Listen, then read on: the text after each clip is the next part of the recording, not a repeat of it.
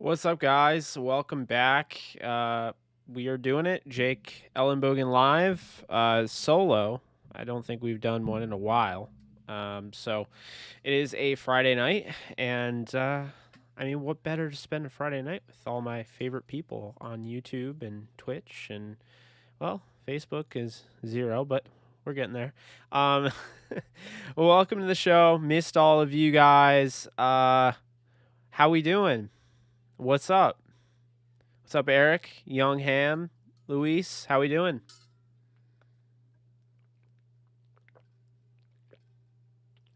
Ah, that feels so good. I love water.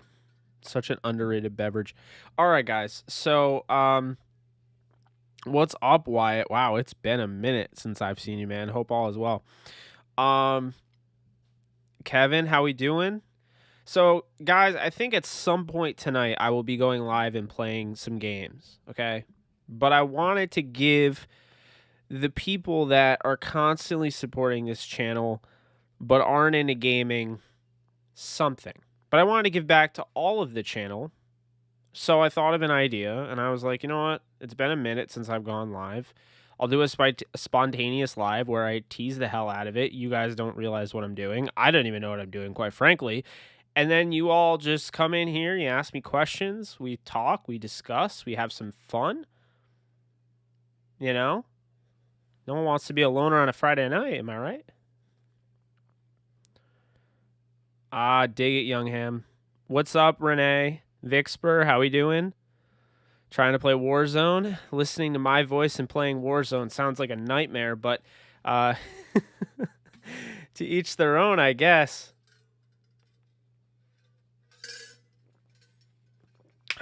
Yeah, sorry, guys. The blender ball. That's what that sound is. All right. So what are we talking about first, huh? This is your show. You know, you tell me.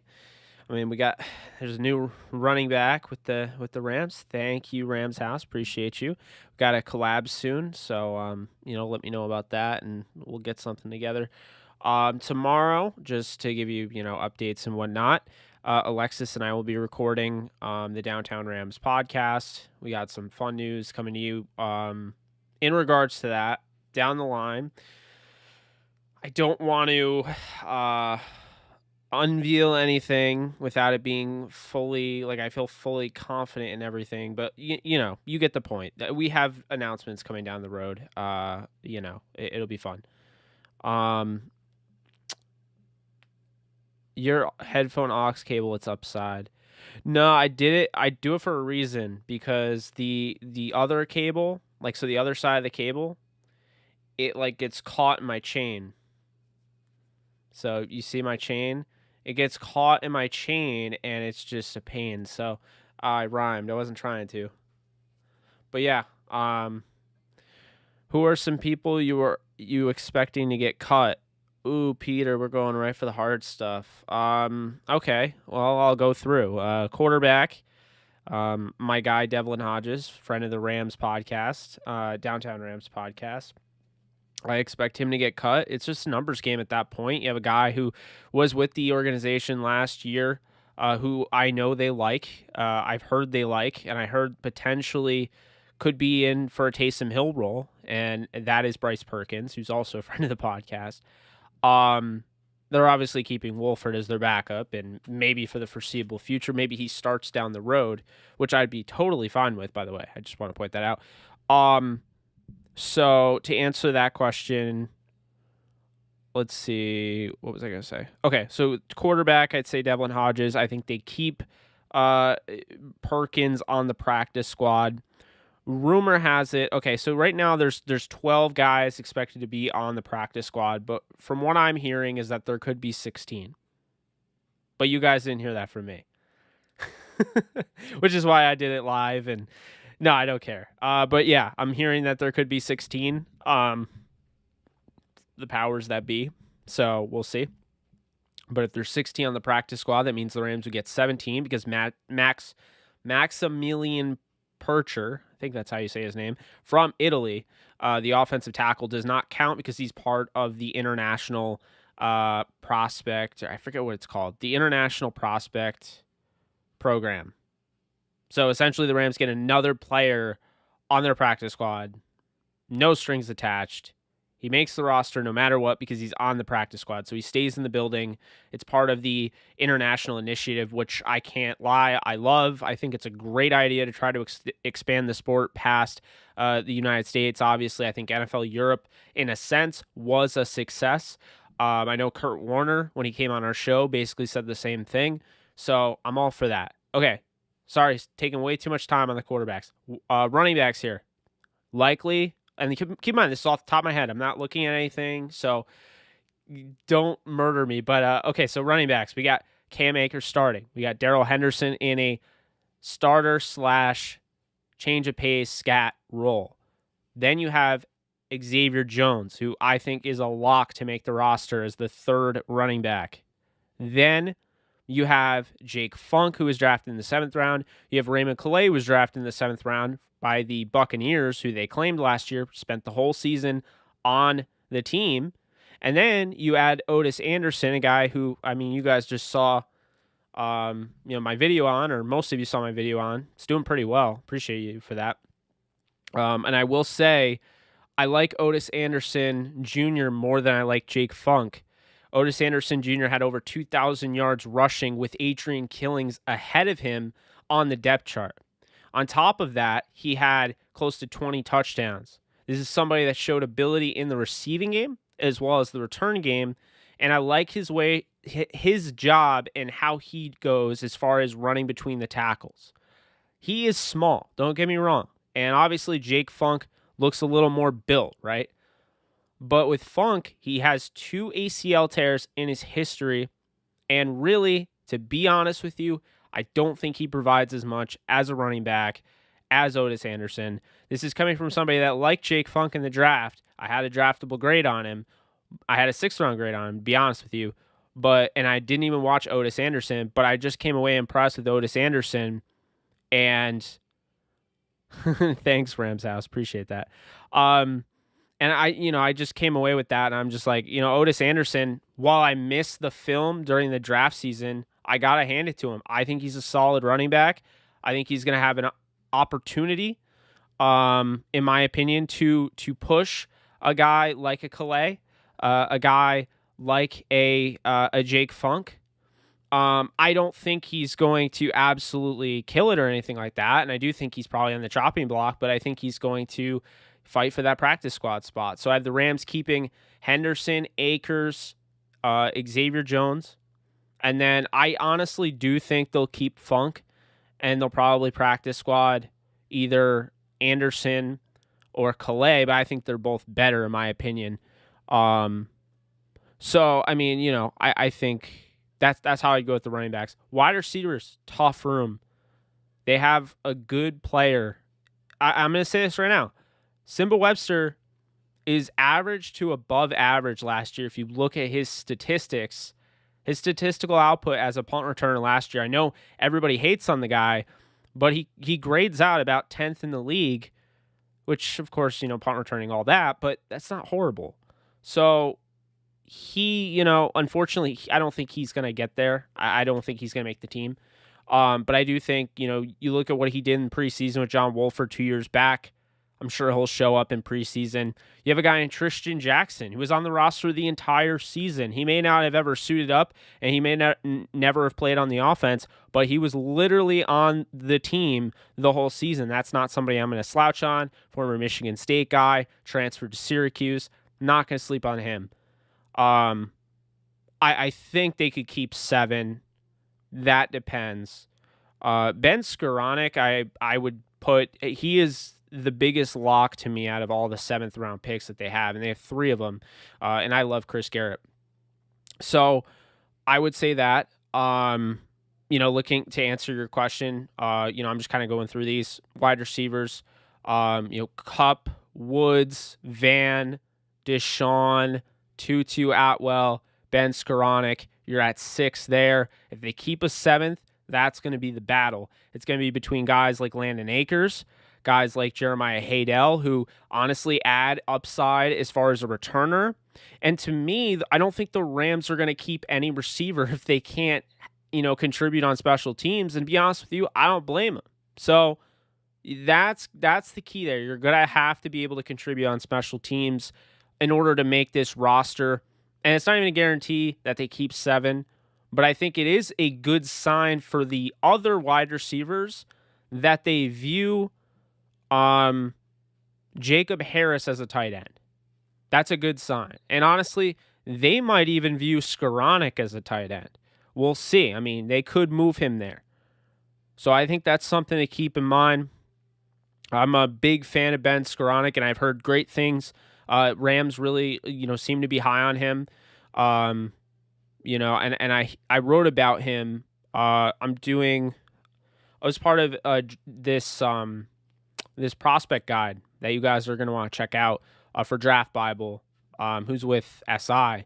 And I wrote the Rams section. I graded 22 players from the Rams. The top 22 made the list. I basically did write-ups, and Skoranek's a guy we definitely moved up in that ranking because of, what we were hearing about him. And, the fact of the matter is this. He could replace a Woods or, a Cup down the line on the outside. We'll see. But they're going to try to build him up. You look at tight end. You have Tyler Higbee. You have Bryson Hopkins. You have Jacob Harris. Johnny Munt. And then you have Kendall Blanton. Unfortunately, I think Blanton's the only one to go. I think they keep everybody else. Then you look at offensive line. I'm not going to go too into detail here. You have your starting 5. Everybody knows is Andrew Whitworth at left tackle, David Edwards at left guard, Austin Corbett at center, Bobby Evans at right guard, Rob Havenstein at right tackle. Okay? But on top of that, you have guys in the back end. The Rams, by the way, the common misconception here, guys, is that the Rams don't have a good offensive line. And I disagree. Actually, I do agree. They don't have a good offensive line. I think they have an above average offensive line. I don't think they have an elite offensive line, but when you look, that's a good starting 5. There's some question marks for sure, but it's a good starting 5 nonetheless. Then you have the back end where you have guys like you're looking at Chandler Brewer, who didn't get to play last year. A UDFA they liked a lot. McVay's mentioned by name a lot. He's viewing Chandler Brewer this year as like having a draft pick because Brewer opted out due to COVID because he's a high risk because he actually battled and beat leukemia. So if that's not a guy that you're rooting for, I don't know what you're doing because that's a guy you should be rooting for.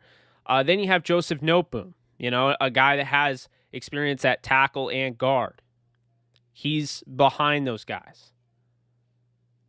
And then you have Tremaine Ankrum, who could play all 5 positions. You have Percher. If he ends up being a monster, you have Maximilian Percher. You have Jamil Demby. Not as high on him. You have Brian Allen. Not as high on him. Coleman Shelton. Not as high on him. But in my opinion, they're 3 deep with those 3 that I mentioned. So, I do like what they have there. And then defensive line, they're very deep. I mean, you have Aaron Donald, you have Ashawn Robinson, and you have Sebastian Joseph Day, who are going to be your starters. Then after that, you have Greg Gaines, who, in my opinion, could start in the NFL. He's actually been somewhat underrated, and he was in my Glue Guy video. Bobby Brown the third. Bobby Brown III is an interesting one because he's young. He's 20 or 21, and I think he's got some serious room for growth, but I think he's going to have a decent impact this year, and he's going to grow into that role, either taking over for Ashawn or taking over for Sebastian Joseph Day, who is in a contract year. On top of that, Eric Banks is a guy I keep telling you guys, remember Eric Banks, UTSA, was coached by Eric Henderson. So the defensive line coach now coached him in college. Eric Banks could be that Morgan Fox. But you know who they drafted to be Morgan Fox? Ernest Brown IV. And I've already said, guys, I wasn't very high on him. I wasn't. And I'm doing the video, and I'm still not overly high on him. But the Rams are. The Rams are. And you'll see in my book, I had to put him pretty high in my top 22 because the Rams are very high on him. And when you look, I mean, it's not hard to see why, that body type, the ability to convert speed to power. I'm excited. I hope he ends up being what they think he can be. It'll just add more to the fray. So then after that, linebackers, which pretty much anyone who doesn't watch the Rams just assume that there's literally nobody at linebacker. I beg to differ. Ernest Jones. I think he can start day one. Some people in this chat I know probably disagree with me. That's totally fine. I think he can start day one. I'm not saying he was my favorite, and I'm not even saying I love the pick, but I think he can start day one. And then you have, of course, Travin Howard, who I love. I love Travin Howard. I love his defensive background at TCU. Look, this guy's very athletic, and the Rams have a little bit of everything in their linebacker room where they can get things going, okay? So essentially what we're looking at here for the Rams linebacker group is you have a guy in Ernest Jones who can come up and make a big hit. He can make a big play. He's a solid tackler. He's not a true sideline-to-sideline guy, but he's a guy that you could focus in on, develop him. He wants to be the tackling machine. Go for it. But then on the other side, you have a guy in Travin Howard who can literally do like everything. I'm not saying he'll be the best linebacker in the league, but he can do a little bit of everything. He's athletic enough to be a true sideline-to-sideline linebacker. He has that defensive back, mentality because he played defensive back. He can travel with guys. He has that athleticism. He has the range. So he's the guy that I'm looking at. I think he's definitely going to be interesting. Somebody to watch out for. Micah Kaiser does not love me very much. For those of you in the Discord, you guys know what I mean. But Kaiser is good depth, Troy Reeder, a guy that's come in. He started 16 games when he wasn't even the starter. He's come in relief. It's a next man up league. Eventually, you have to imagine if someone gets hurt again, Troy Reeder takes over for another 8 games. He might have the permanent starting job because he's done a really good job and he's gotten better at each time. And the thing is, with Troy Reeder coming out of Penn State, transferring to Delaware, the biggest issue with Troy Reeder was coverage. And what I noticed on film is as the season went on, he got better and better and better in coverage. So that's something to keep in mind. These guys are getting better. Obviously, you have good coaches because Sean McVay hires a good coaching staff. That is going to happen. So I wasn't entirely shocked that I saw that. Christian Roseboom, again, is a UDFA. The Rams have had luck with UDFAs. I mean, just to name a quick short list, let's look. Corey Littleton, Rodney McLeod, and of course, Darius Williams, who wasn't necessarily their UDFA signing, but they stole him from the Ravens, and it's worked out. So it goes to show you the Rams will literally acquire talent any which way they can get it. Which has always been a big thing for me. Christian Roseboom's a guy that has been raved about. Jordan Rodriguez has talked about. That's not a guy I'm ruling out. Then you have Kenny Young, who's solid. I thought Kenny Young was a little bit better, with the Ravens. But anyway, he's had his moments. So, and another thing, Eric Litzer. I'm really bad with pronunciation, but Eric, my guy Eric, he told me, and I'm sure some of you guys already know, but he told me he was at the Rams practice when they were at SoFi. He's the first one that told me this. This is why I'm giving him credit. And he said that Jake Jervis, the former Iowa safety that's legitimately played in the NFL for the Rams, he's kind of just floated around the Rams. Jake Jervis from safety is actually running with the linebackers. So I find that really interesting. They must find that they really like this guy and they're trying to figure out a way to get him involved. And I get that because when you look at safety, they are loaded there. Obviously when you look at guys like Jordan Fuller and Terrell Burgess and Taylor Rapp, Nick Scott, you guys know how I feel about Nick Scott if you saw my glue guy video. I think Scott is awesome. On top of that, you have guys that they like in Juju Hughes. You have, J.R. Reed. And the thing with him is that he was actually coached by Joe DeCamillis, who was the the special teams coach in Jacksonville. Now he's a special teams coach here. So I'm just saying there could be a weird connection there. So yeah, I mean that's definitely interesting with Jake Jervis. I figured I'd throw that out there. Sorry, I went off the rails there. Someone asked me a loaded question. I made it even more loaded. Hope everyone's doing well. Sorry if I missed you. This has definitely gotten bigger since I last looked. Appreciate you subscribing, Robert. Yeah. Wow. There's a lot here. So, let's see if we can get back here. Okay. Let's see. My God. There's so many comments. I'm sorry, guys. I am. My analysis on Anderson is faulty? How so? That's sad.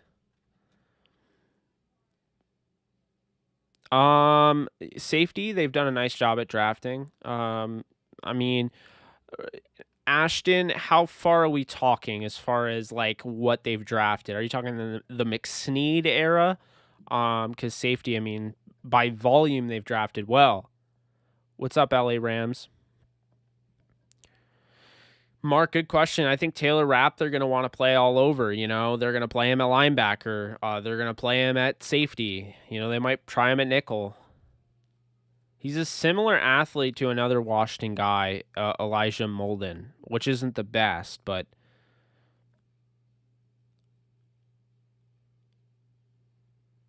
yeah. So Terrell Lewis, if he stays healthy, I mean, I think he could have upwards 12.5 sacks, but the problem is it's all about health with him. So, you know, Ingram is possible. Appreciate you subscribing, Easy Murda. Yeah, Ingram is possible. I'm going to say that. But one thing I'll point out, my guy, Blaine Grisak, managing editor of DowntownRams.com, he mentioned to me something I didn't realize. Justin Houston is also available. So I love Ingram, would love adding him. But Justin Houston, he might be older. I'm almost positive he's older. But he had a way better year last year in terms of production. Well, I mean, obviously production. But his pass rushing efficiency was way higher. I mean, Houston's a baller. The thing is, why are all these veterans available? I'll tell you if you don't know. These veterans are available because nobody at age 34 wants to report to mandatory OTAs. Nobody. Why would you? You're just running into a perfect opportunity to get hurt. And at that point, you feel like your career is totally... It's like it's nearing its end. The last thing I want to do is ruin it by going to OTAs. Houston over Ingram for sure. I agree. Lewis's injury history, so he has like multiple ACL tears and a shoulder tear. It's bad. It's like really bad. It's honestly kind of shocking they made that pick after going through what they did with Todd Gurley.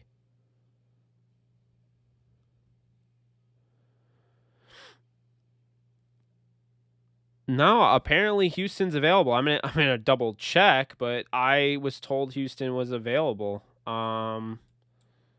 Let's see. I love this new screen down here. Yeah, no, he's available. Justin Houston. What a career. 4-time Pro Bowler, 1-time All-Pro, 97.5 sacks, 371 tackles, 17 forced fumbles. Yeah. You know, it's funny. I thought Houston was way older. Justin Houston is 32. I mean, that's not super old. Geno Smith, huh? I don't think they need... Or, sorry, not Geno Smith. Geno Atkins, sorry. Geno Atkins, I don't think they need on that line, but I also thought he... Oh, no, he is a free agent. Damn. Yeah, this is what happens. You can see these guys want nothing to do with this mandatory OTA nonsense because, as I said, you see your career coming to an end. The last thing you want to do, you want to get 2 more years in. You want to squeeze those years out, right? Good years, quality years, playing all the games, you know? The last thing you want to do is spend it on IR, on the shelf, because you went to OTAs and you rolled your ankle and it ruined your whole year. No. Nobody wants that. I don't want that. I don't want that for them.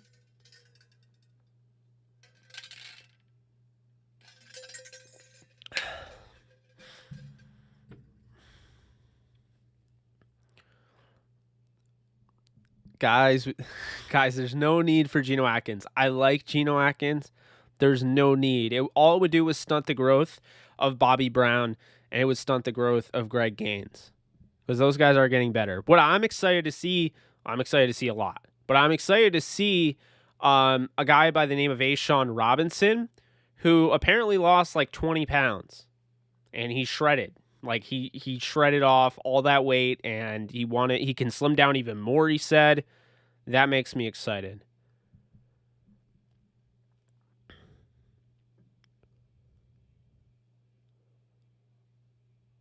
Renee, I agree with you. The offensive line, I've always said the Rams' offensive line isn't that bad. Jared Goff just doesn't know how to manipulate the pocket. It's not all Jared Goff's fault, but I don't think, like, I'll say this. The offensive line was really bad and let him down in the Packers game, because I thought Jared Goff played a damn good football game. It'll be the last game he ever plays for, the hell was I going to say? It'll be the last game he ever plays for the Rams. Jared Goff played this is what I have to say, because I know people think I hate Jared Goff, okay? Jared Goff, we do not give enough credit to the way he played against Green Bay. Because if Aaron Donald is healthy, Jared Goff played a damn good football game. And on top of that, the Rams probably win that game if Aaron Donald's healthy. The Rams probably win that game if Josh Reynolds doesn't drop 2 passes, 2 crucial third down catches. Because, I mean, I'm telling you, Goff with, 9 fingers available kept leading him down the field. And in the frozen tundra of Lambeau Field, he was still leading him down the field. And I'm not going to lie, Jared Goff has nothing to feel bad about. His last game with the Rams, he played injured in a postseason game on the road in the blistering cold, and the dude put them in position to win that game. I mean, Bobby Evans was a total, I don't even think he was that bad, at all. I know a lot of people will just hate on him. Bobby Evans in the Green Bay game got absolutely eviscerated. I mean, I don't know if you guys have went back and watched the film. I've seen it now 4 times. It was bad. And so I just had to say that because I know there are people in here that like Jared Goff. I know there's some people in here that probably think I hate Jared Goff. I actually like Jared Goff, and I appreciate him, and I want him to do well with the Lions. And by the way, if Aaron Rodgers doesn't play in Green Bay, the Lions are winning that division. You heard it here first. If Aaron Rodgers does not play in Green Bay this year, the Lions will win that division. They're not as bad as what the media is telling you, because no one wants to give Dan Campbell a chance because they don't take him seriously because of his pressers. People are scared of what they don't already know. Dan Campbell's just different. He's off script. He doesn't do coach speak. He just says what's on his mind. So the media doesn't like him. They're not going to. And they'll keep making fun of the knee. They'll probably lose week 1, and everyone will be like, oh, how's it going biting off those kneecaps? I'm telling you.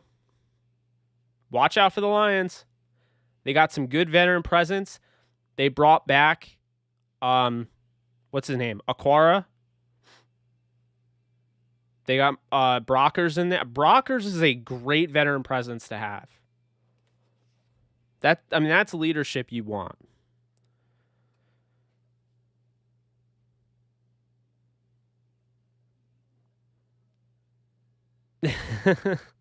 Yeah, honestly, I don't think that's that far-fetched.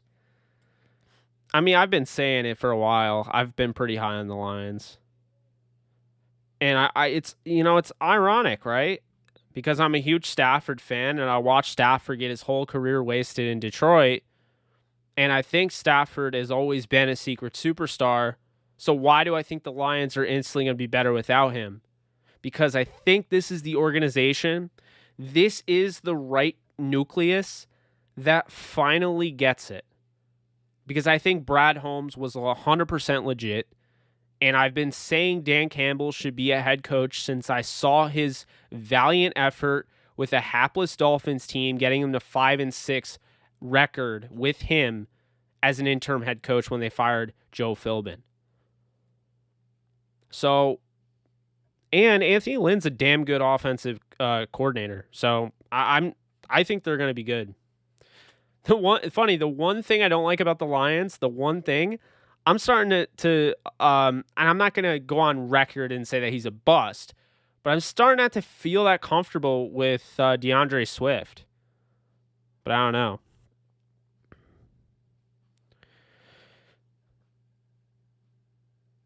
Yeah.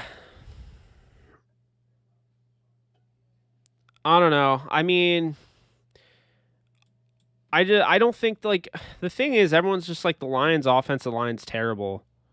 I'm like, no. And this is what you do. When you have your quarterback, you go out and you build around him. And so they truly have Jared Goff as their quarterback. Aaron Glenn, by the way, was up for head coaching opportunities. He's their defensive coordinator. Anthony Lynn's their OC.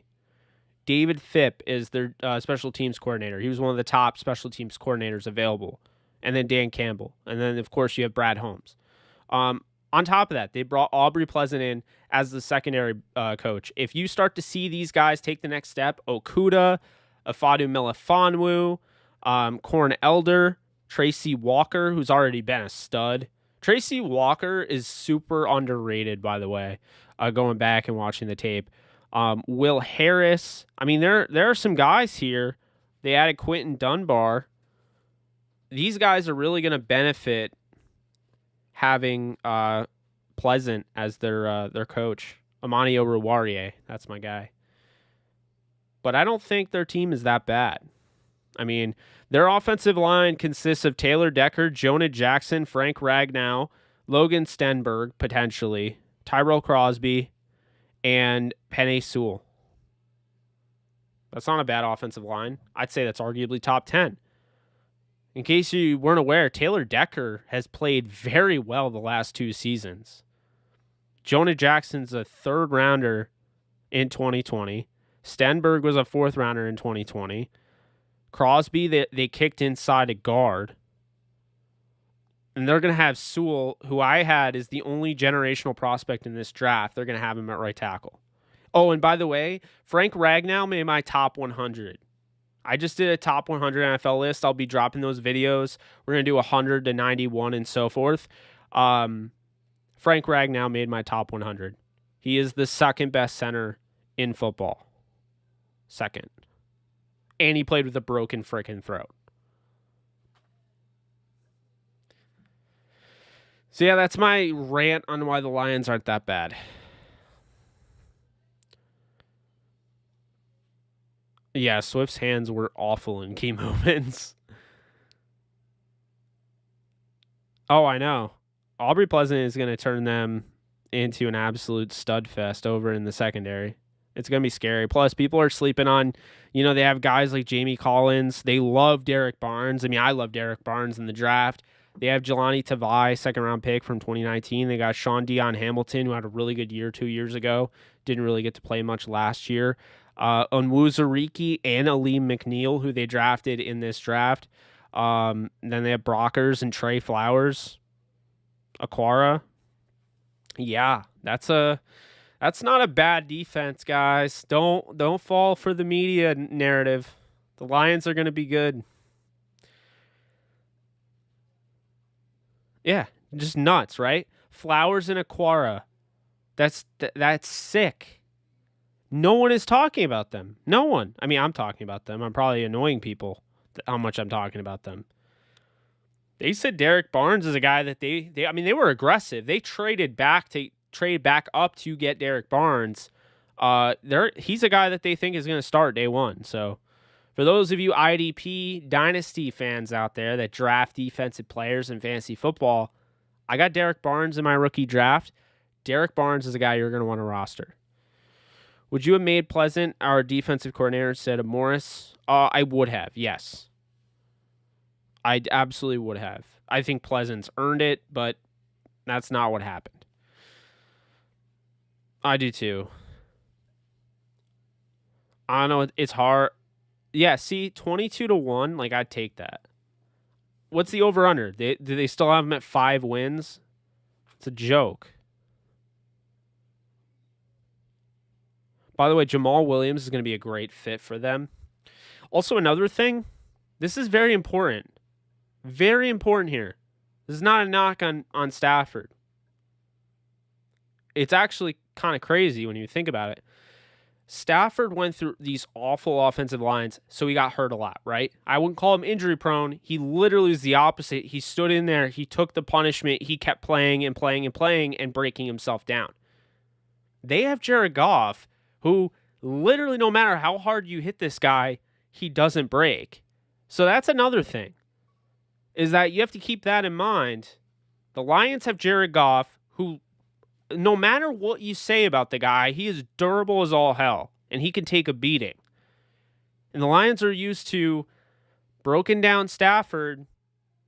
Now they have a good offensive line. As long as they keep Jared Goff upright, they'll be fine. You know, and I honestly think their receivers are underrated. I mean, they're not a bunch of superstars, but I mean, go back to the Rams. You remember watching guys like, Danny Amendola, and you remember watching guys like Brandon Gibson and Denar Alexander.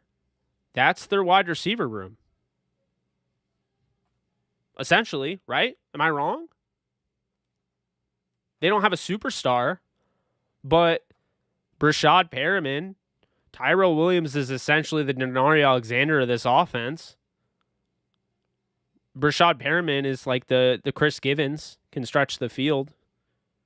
Khalif Raymond is like their Tavon Austin, but he's a better route runner. Quintez Cephas is more like a Brandon Gibson type of guy. Amon-Ra St. Brown is like Brian Quick. We've seen this wide receiver group.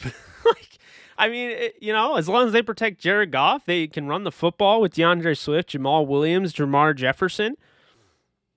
I mean, guys, how are the Lions going to not win at least 5 games? Like, Vegas literally has them over under at 5 games. I don't know.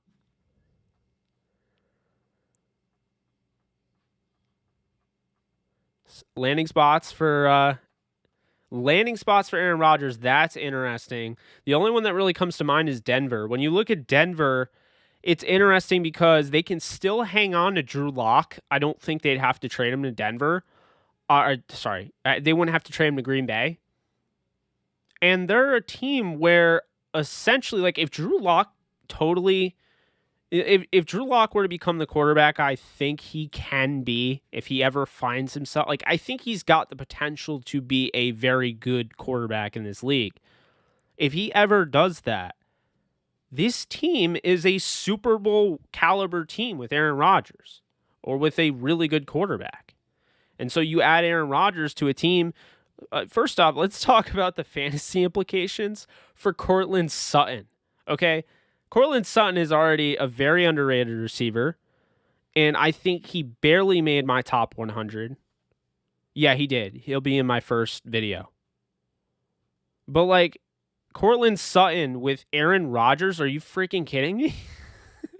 Sutton? Jerry Jeudy? Tim Patrick? KJ Hamler?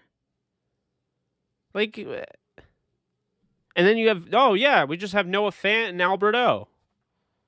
Oh, yeah, that's right. We have Javonte Williams, too, and Mike Boone, and, Melvin Gordon. Oh, what about the offensive line? Does Aaron Rodgers have an offensive line? You bet your ass he does. Garrett Bowles, Dalton Reisner, Lloyd Cushenberry, Graham Glasgow. They added Bobby Massey, who I don't love. They also added Quinn Miners in the draft. That's a good offensive line. I really like Calvin Anderson. Watch out for him. He could win that right tackle job over time.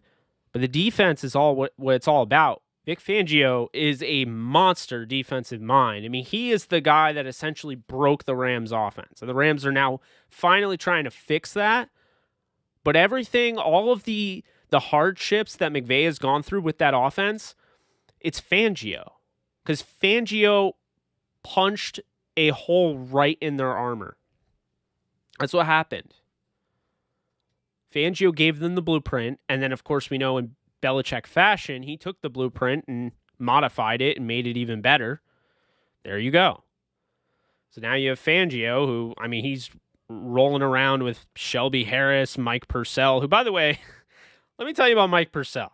If you remember that name, you should. He played for the Rams. He was on the 2016 roster. I don't even think he made the team. And now he's a stud with the Broncos.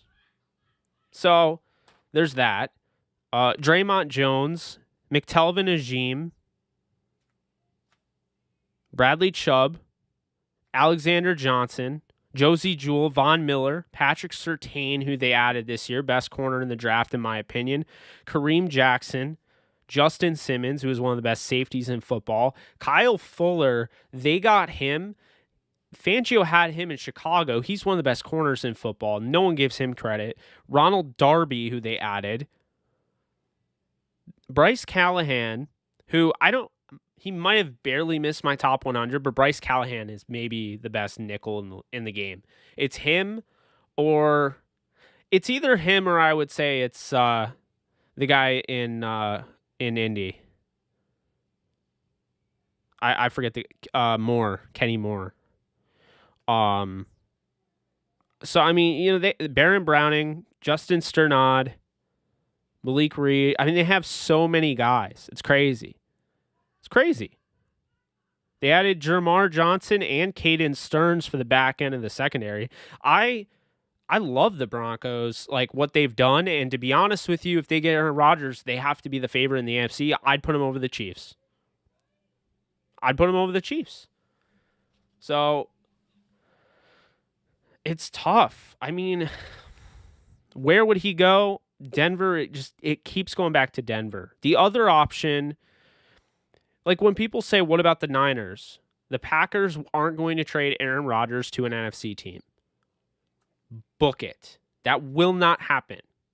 You don't trade the reigning MVP quarterback to the same division or the same conference that you reside in. You just don't do it. So Denver, it's out of the NFC. You go to the AFC. You stay out of my way. I don't even think Green Bay plays that division this year. I mean, what other option? The Dolphins, that would be something. And if it was the Dolphins, would they even have to get rid of Tua? And this is the dynamic. This is why the Packers are such an interesting trade partner, because if they trade Rodgers, they already have Jordan Love. You can't sit there and tell me, nope, we need Tua Tagovailoa. I'll be like, no, you don't. You have Jordan Love. We need to keep Tua because we're bringing in Aaron Rodgers, who's amazing, but he's at the end of his career. We want to keep Tua. See what I'm saying? So they are more attractive than normal. New England, I don't think New England would do it, but that'd be cool. I'd like to see Belichick with, well, you know what I mean. The football fan in me would like to see that. So Miami, Denver, New England as a dark horse. I think that they're sold on Jordan Love. I really do. I don't think that they would move on from him. But what if they traded Aaron Rodgers, okay, and they got like Trevor Lawrence or somebody? So like Jacksonville got Aaron Rodgers, and the Packers got Trevor Lawrence. What if the Jaguars did like the most insane thing ever, and they traded Trevor Lawrence to the Packers, and the Packers traded Aaron Rodgers and Jordan Love to Jacksonville? That team needs something. I mean, I'm not saying I'd do it, but I think it'd be interesting. I saw Jordan Love at the Senior Bowl, and I was not overly impressed, but, you know, you'd rather have Lawrence.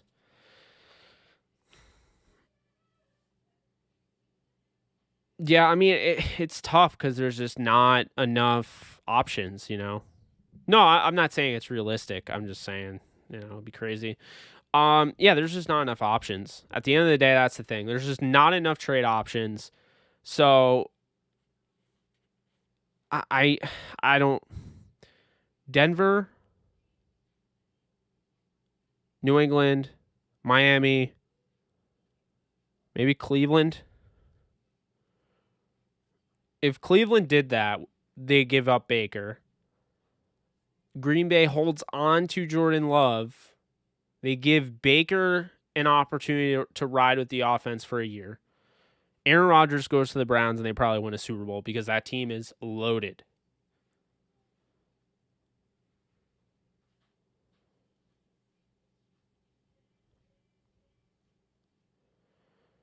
You don't know what Jordan Love looks like? Like, what do you mean? Like, his face personally? Like, I don't know what you mean by that. Like, his play?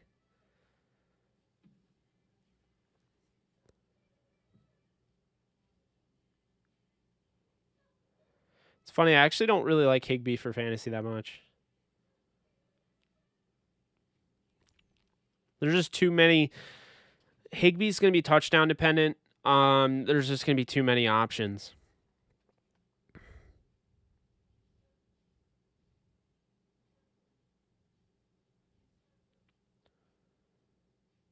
Most underrated Rams player this year? Like, by the media, by fans? I mean, I think I can already see Terrell Burgess is going to end up having an underrated type of season. I don't think people are going to talk about him in the same vein as a Jordan Fuller, as a Jalen Ramsey, a Darius Williams. So I could see Burgess being that guy. But if Rapp actually gets to the point where, you know, he's back to his 2019 form and more, then he would be a candidate for that. Oh, I know, man. I know. I just like the thing that worries me about Higbee is that there's just he's not getting this very important connection with Like, he hasn't been out there with Stafford. It has been it was Jacob Harris. So who knows what happens there?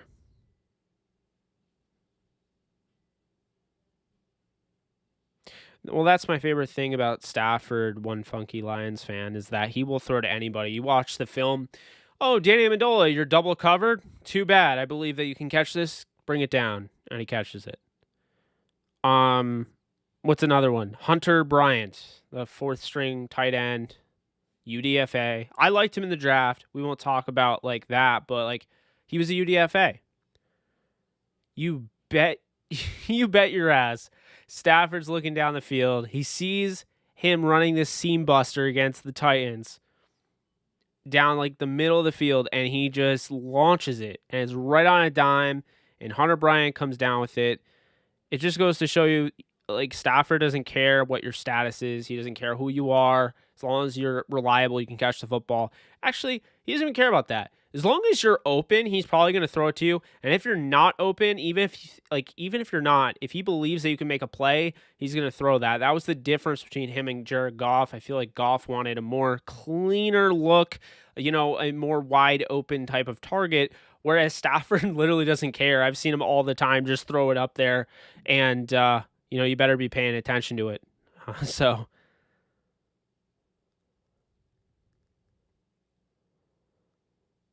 Wow, Renee, that's awesome.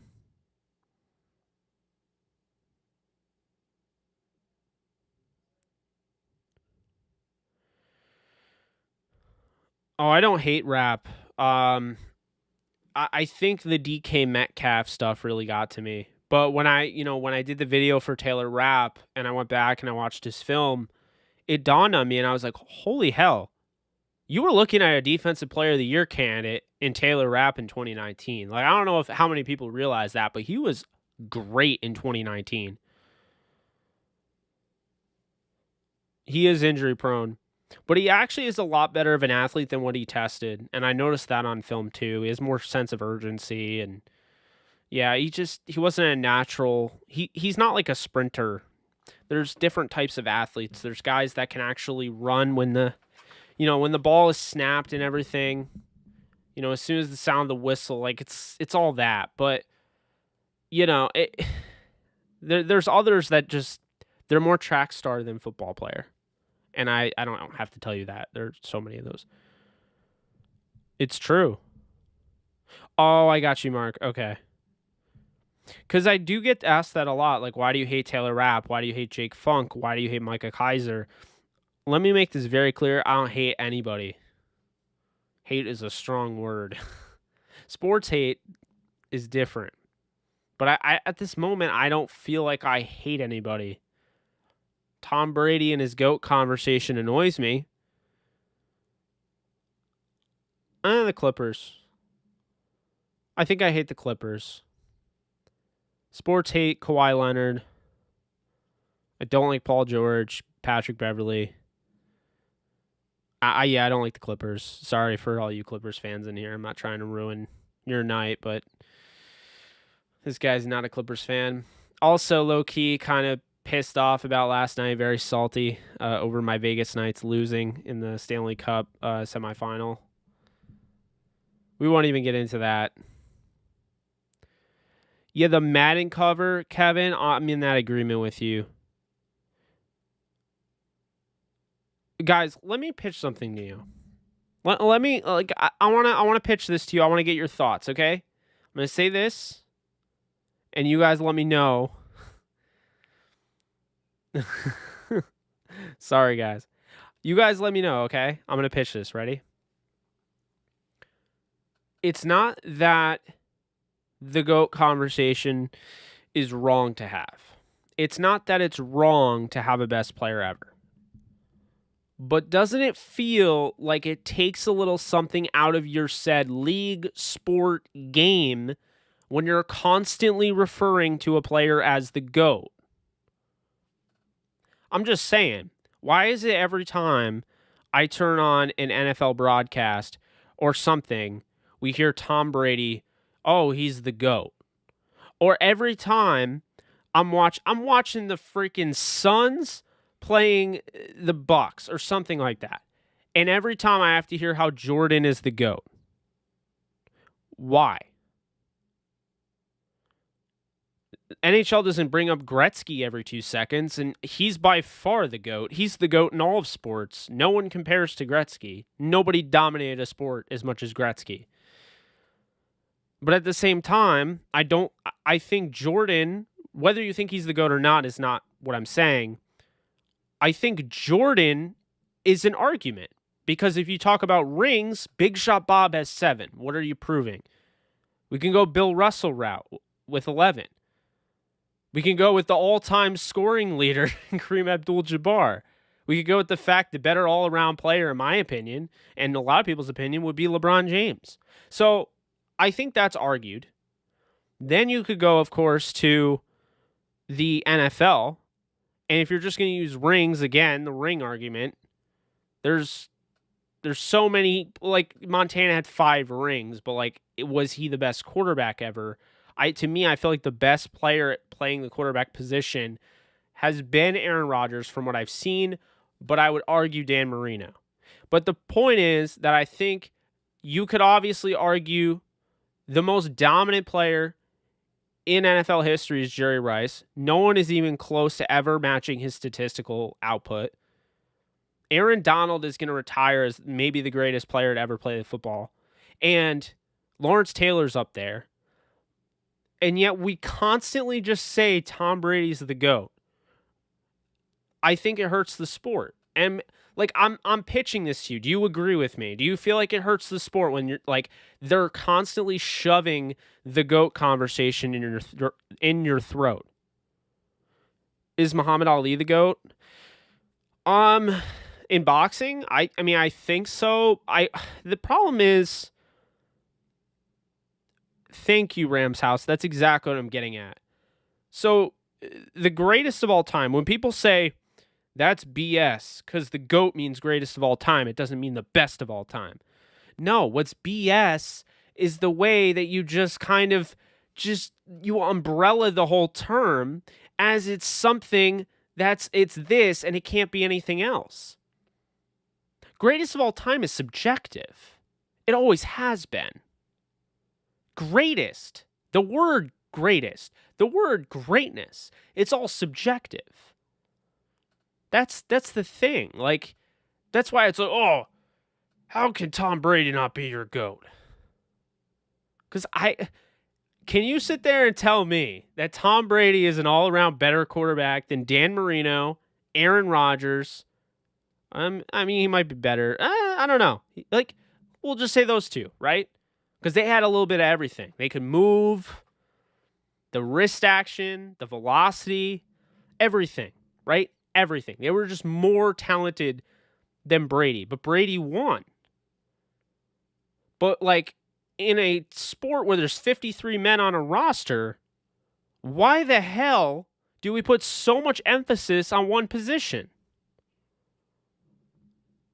But then in basketball, when there's only 5 players on a court for one said team, we don't do that.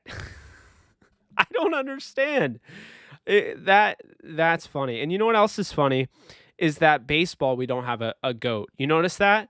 And that actually, I think, is why one of the things that I love about baseball history, no one is ever shoving the GOAT conversation, like, in my face. I mean, Rob Manfred may be out of his gourd and, forcing pitchers to be nearly strip searched on the mound, but that's besides the point, guys.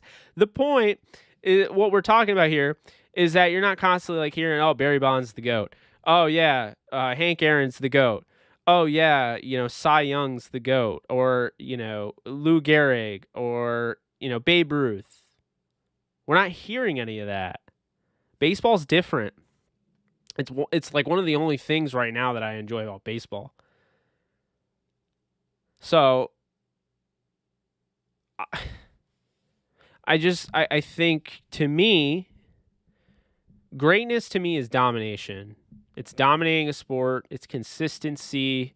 It's being better than.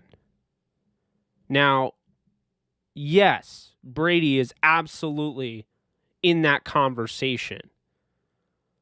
But we put way too much stock in a team accolade to justify that. And I know I bring up the GOAT conversation all the time because it's always on my mind, because it's constantly, we've been like desensitized to everything else. It's just, but this started because it's all Kevin's fault. No, I'm messing with you, man. Kevin brought up though the Madden cover, and I just think it's a joke. Like, what? We have to have 2 guys that were already on the cover before. I mean, I don't know. Madden cover's kind of sacred, and it just seems kind of lame to have 2 guys that were already on the cover. Just me. I don't know. Having Larry Fitzgerald and Troy Polamalu to this day was still so cool, though. Well, but what you're saying, though, is exactly what Rams House and I were trying to say, is that, in your opinion, the way you interpret greatness, Brady may be no doubt the GOAT. But if you interpret it differently, someone else interprets it differently. Like, I don't think Brady's better at playing the quarterback position than Aaron Rodgers. If you put Brady in Houston versus Aaron Rodgers, like, are you going to take Brady over Aaron Rodgers in Houston? Like, I mean, that's my thoughts there. Yeah, but on top of, Aaron Rodgers can manage a game, but Aaron Rodgers can also take over a game and improvise and make receivers around him better. Yeah, Bo Jackson still kind of, it upsets me because I feel like he was way better than given credit for. Although he kind of gets his credit. I think he gets his credit. There's definitely a cult fandom for him. At least from what I mean, my experiences. See, I don't agree with that. So what you're saying is, and like I respectfully disagree, right? Like I'm not hating on you. But I don't agree with that because that's a totally discrediting Aaron Rodgers as a quarterback. So essentially by saying that Brady could go to Green Bay in that same situation when 5+, you're saying that Aaron Rodgers didn't do a good enough job. Even though there were only 2 seasons in his entire career in which he's had a top 10 defense. There were only 2 seasons in Tom Brady's entire career in which he didn't have a top 10 defense. Also, Aaron Rodgers' head coach was Mike McCarthy. And Tom Brady's head coach was Bill Belichick, who's the greatest coach of all time. So I don't agree with that.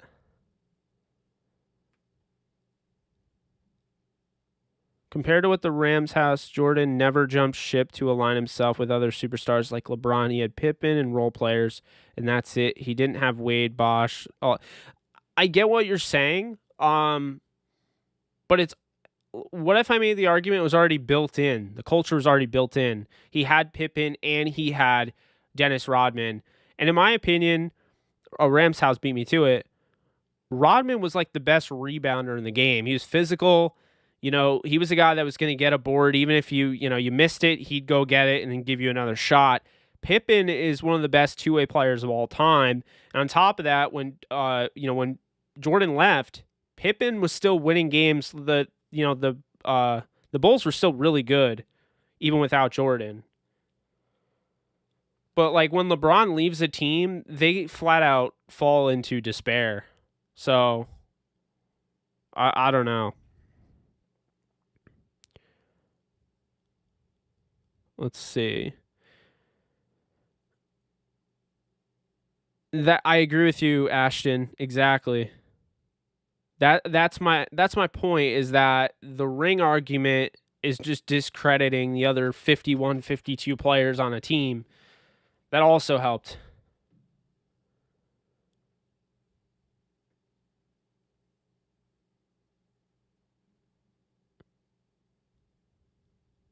Yeah, Bo is insane.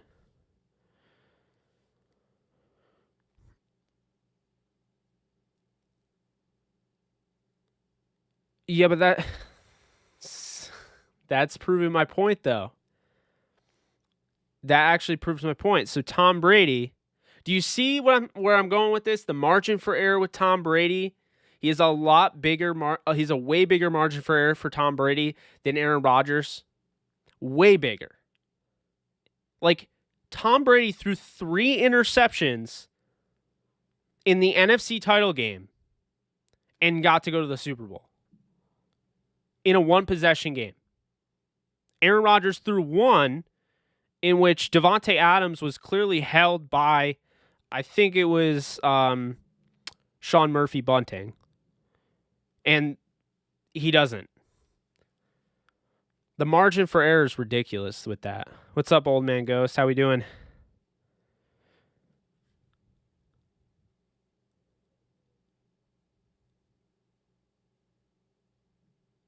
I agree with that, Rams house. Oh, yeah, Barry Sanders was incredible.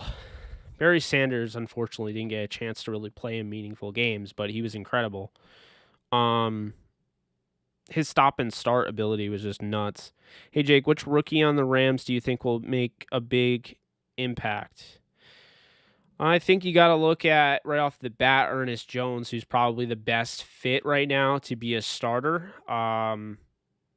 Then I could see Harris.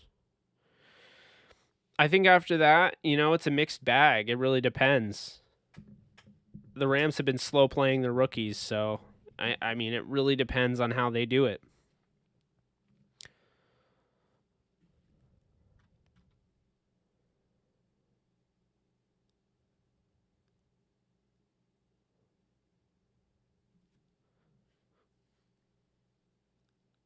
I have not heard from Rams Talk in a while. I know you're all friends. Hey, thank you so much, RV Hopper. Appreciate you. Yeah. I think I think that's the cool thing about the Rams YouTube community. I'm friends with all these guys, and they support my streams. I'm in their streams. I try my best to be in their streams. I'm very busy trying to pump out literally 2 videos a day, and it hasn't gone well, but I've been trying. Yeah, Rams House. We got 2 Rams houses in here.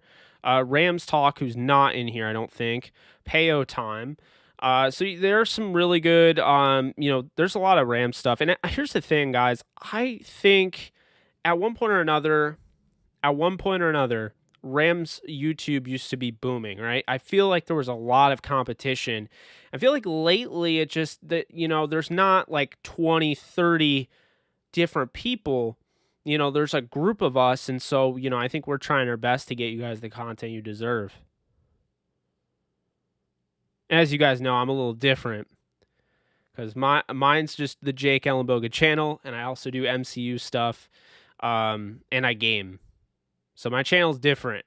And eventually, someday, you guys, I'm telling you right now, I'll be doing this full time, and it'll be amazing. This is the goal. I'm gonna get to the point where I can do this full time. Yeah, he does live. He does live in Germany. I can't even talk.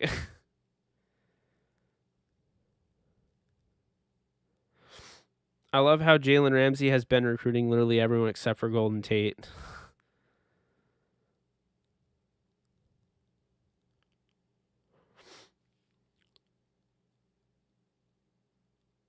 Not Jared Cook. Ruining my night already.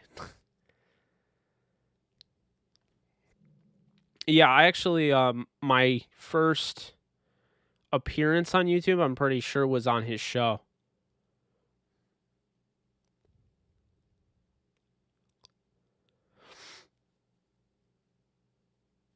Thank you, Ashton. Appreciate you.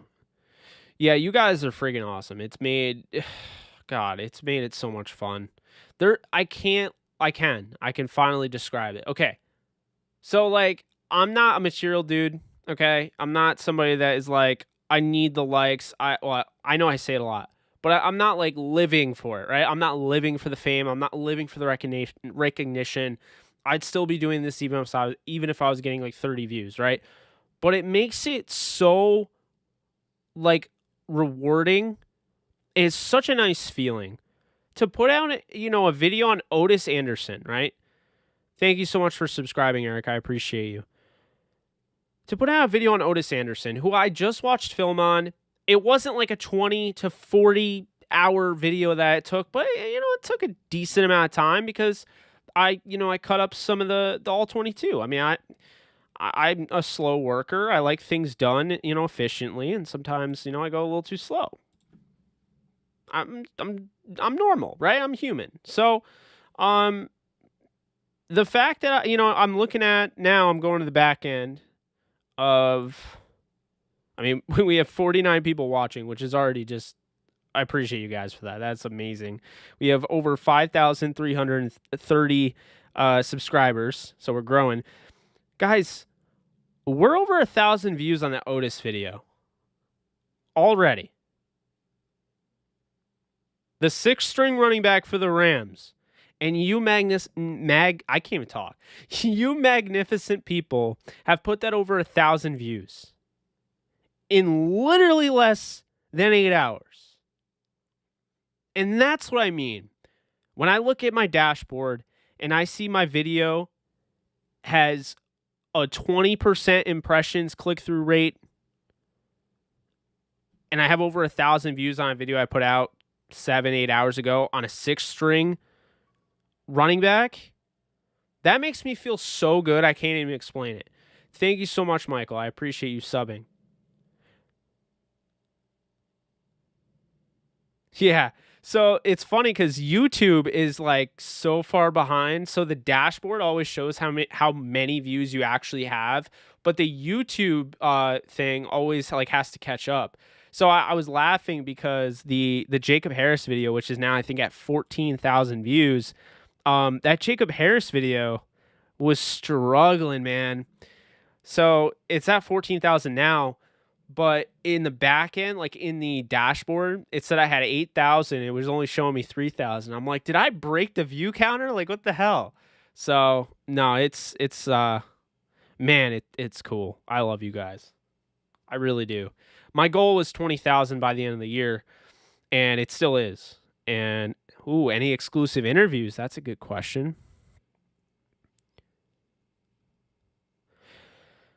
I don't have anything scheduled right now, but you're gonna want to hold on to that because I will be having people on, and I'll tell you right now, this is gonna keep growing, guys. You're in on it now. You're here, but not just this channel, this fan base, because and I try to explain this to people because, it's all like, oh, well, we don't need them. They're bandwagon fans. Look, I don't give a crap if you are a bandwagon Rams fan, okay? I don't care. If you joined when the Rams came back to LA, or if you joined the fan base in the 1980s, you're a fan. We're all fans. It's different, okay? It's like, who cares? So my argument here is that I've been to LA, 3 times? I want to say 3 times. I don't know. I'm going to say 3 times. I've seen the Rams and at the time, Redskins, don't cancel me. I've seen the Rams and Packers, and I saw the Rams and Saints. But here's the thing. Each time I noticed Packers, Chiefs, Patriots gear all in the stands, right? But it slowly diminished. And when we got to the Saints game, I saw mostly Rams stuff and Saints stuff and not a bunch of other team stuff. It takes time when you leave a city for 20 years. It takes time to get that fan base back because not everybody's a diehard. Not everybody's stuck with you, and that's totally fine. That's their prerogative. We got to stop pushing people to feel bad because they stopped having football in their home for 20 years and they stopped caring about football altogether, and now they're trying to get back into it. And now we're like, don't demonize those people. Those people are on your side. But the fan base is going to grow because when people get, like, I'm telling you, the first freaking game of the year, guys, is on national television with Matthew Stafford at SoFi Stadium, potentially against Justin Fields. It's going to be a huge game. The Rams are going to be favored to win that game. And it's going to be huge because it's going to put the Rams back on the map. That's going to have fans there. They're already a very valuable organization. They already have a really good fan base. But this is going to grow. And people are going to realize, God damn, do I like Stafford. Because they didn't get a chance to see Stafford because he was in Detroit, because God forbid Detroit ever gets any sort of TV time. Not saying that they earned it, but I'm saying that's the case. When people talk about, oh, I watched Stafford. No, you didn't. Most people that watch Stafford talk about, what he did on the Thanksgiving game. That's when they watch Stafford. So, my thought here, the Rams have a lot of likable players. They have a lot of superstar-type players. Ramsey's a big guy, big name. Donald. I mean, that's the thing, is that this is only going to continue to get bigger, this fan base. I'm so here for it. And, of course, as this fan base gets bigger, we all win because, well, think about it. First off, I'd like to point out and give a shout out to our Discord, which I'm looking at right now, has over 230 people in it. I'm going to drop the link in our chat because I would like all of you wonderful people that aren't already in the Discord to join said Discord. People that are in it can, definitely vouch for me. It's a fun spot. We have a lot of fun in there, so...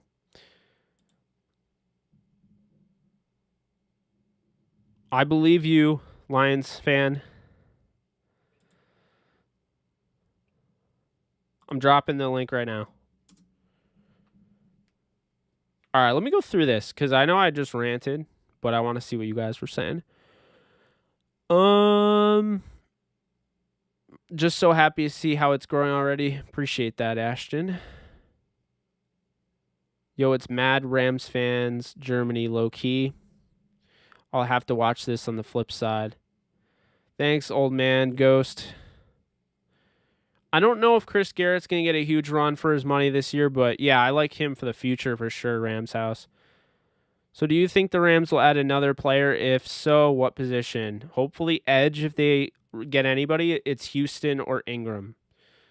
Calvin's body was failing him, dude. Didn't even practice a lot the last 2 years. Barry never took a big hit, was still 100% healthy. Could have had big numbers. No one would have touched him. No Jared Cook talk, Luke. Takes 200K subscribers to make a living. I think you'll spike in August/September. Yeah, you know, that's the hope. But keep this in mind. Subscriber base is huge, right? Obviously, I need subscribers. But I have some pretty big names that are coming to me right now and asking me for sponsorships. So you get to that level where you're at least at like 60K, you can live off that. And the thing is, guys, I'm trying to eventually do this full time. I don't have to make 6 figures to be happy. I do this for 36K a year. Easily. Because as soon as I can drop my full-time job, whatever it is in the future, I can focus all my time on this. And this is where my passion lies. So that's really what it's about.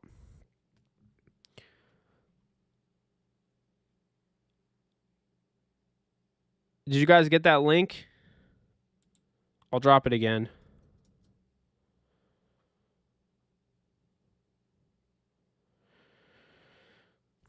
Thank you.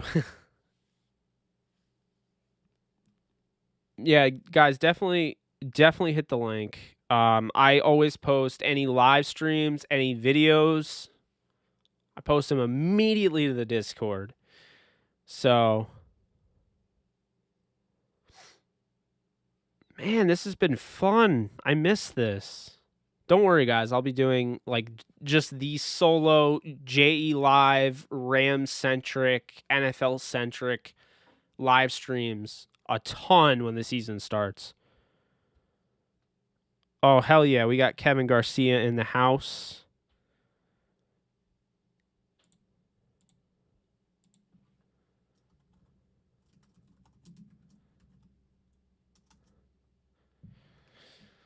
He was there the whole time. Dude, shout out to all my guys that were chilling on the live streams while I was doing those Resident Evil playthroughs. That was a lot of fun. I have a Resident Evil 2 remake playthrough that I'm in the middle of, as well as Ratchet and Clank, but as you guys know, I've been kind of quiet this week. I still put out videos, but haven't had the urge to go live until tonight. I really wanted to. So I feel really good though. Got some awesome people on tonight for sure. Anything else I can add to your night? Does anybody want to see me go live and play some games? I don't know what I'll stream. Just curious.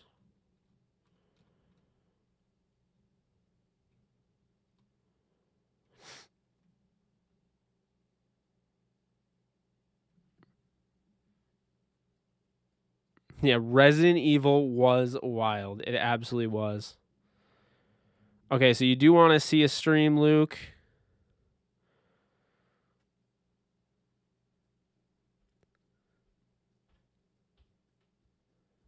Hey, thank you so much, Frankie. I appreciate you.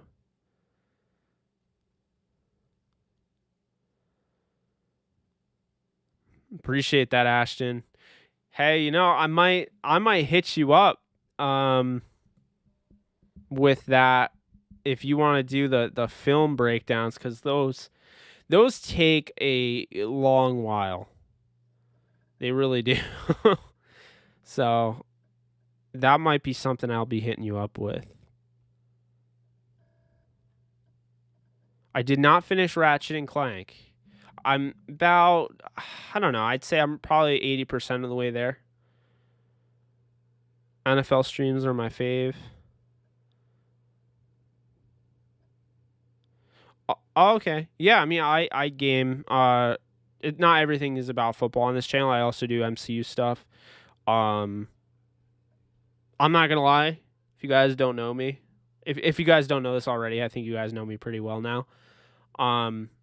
Yeah, I'm enjoying Rift Apart, but I gotta get back on it. I haven't played in a video game in like what, a week. So here's the thing though, guys. I want to be doing some movie reviews later on in the year because I have a bunch of stuff that's coming out that I'm really hyped for. Obviously, all MCU content I try to cover in some facet. So I will be doing videos on Black Widow, Shang-Chi, Eternals, Spider-Man. Obviously, I think I'm so stoked for that. Yeah, I'm definitely down to make a video with Rams Talk. Yeah. Rams House, Rams Talk, Peo. Oh, I'm down. All those guys. Yeah, so the movie reviews. I don't know if you guys saw or you guys... First off, do you guys know... Did you guys know I'm a huge horror movie fan? Are you guys aware of that? Like, I'm a huge horror fan. I don't know if I made that clear. Because Halloween Kills just dropped their trailer. And I'm in there. This is my guy Frankie over here is like reading my mind. Yeah, I'm a huge Halloween fan. I only have one movie trailer or movie review on my channel. You can check it out. It is the movie with Tom Holland in it, directed by the Russo brothers. Cherry. Enjoyed the hell out of that. I think I gave it an actual 5 out of 5. It was phenomenal. I've seen Sleepaway Camp. I've probably seen every horror movie ever created. I'm not even kidding you. I've seen the most low-budget, nonsensical garbage, and I've enjoyed it because it was nonsensical, low-budget garbage, and I sat there and laughed. The only movie I hate, I'll be honest with you, I don't like horror movies as life. I don't like Insidious because it just makes, like, it's just a joke to me. Like, Darth Maul... Spider Darth Maul's in it. He's not actually, but you know, the thing that looks like Darth Maul at the end. That lady that rings the doorbell that is just so weird. I just don't like Insidious. I don't like Insidious, and I don't like what is it? I don't like Jeepers Creepers because I don't think it's a scary movie. I think it's very corny. I'm pretty sure, if I'm not mistaken, the guy that made it is a pedophile too. So I don't like supporting that. Yeah, Sleepaway Camp was nuts. You guys already know the scene I'm talking about, the Spider Darth Maul. I don't have to tell you this. Yeah, man, I'm top 3 horror films. Oh my god. That's so tough. Can I start off by saying, okay, there's one that I want to throw out there that you guys should check out. I don't know if you could call it a horror. I guess it's a horror film. It's like one of those, I don't know, PG-13. Maybe it's PG-13. I don't know. Anyway, first off, number 1 rule. If it's a Blumhouse Productions film, 9 out of 10 times, it's a damn good film. Blumhouse is killing in a good way, killing the genre. Thank you so much, RV Hopper. Appreciate you. You have a good night. So, they are not killing the genre in a bad way. They are killing the genre in a good way. And Jason Blum is just great. Blumhouse has taken on... They do the Purge films. They do Happy Death Day, which, if you guys have never seen Happy Death Day, it's a really cool twist on Groundhog Day, but turned into kind of like a horror thriller movie. Very enjoyable. Happy Death Day 2U was also very good. The Halloween remakes are part of Blumhouse. I'm trying to think what else. But yeah, there's a ton of them. And it's just Jason Blum has just done an amazing job. So I think the Paranormal Activities and the Insidious movies were as well. I could be wrong. Happy Death Day was so good though. Totally agree, Nolan. If you guys haven't already, you want to go follow Dead Meat on YouTube, about 5 million subscribers. James A. Janice does this thing called the kill count, where he counts all the deaths in every horror movie, but he also strategically summarizes the whole movie too. It is phenomenal. Invisible Man was also a Blumhouse production, and I do have to see that. I saw the original 1931, but I didn't see the most recent.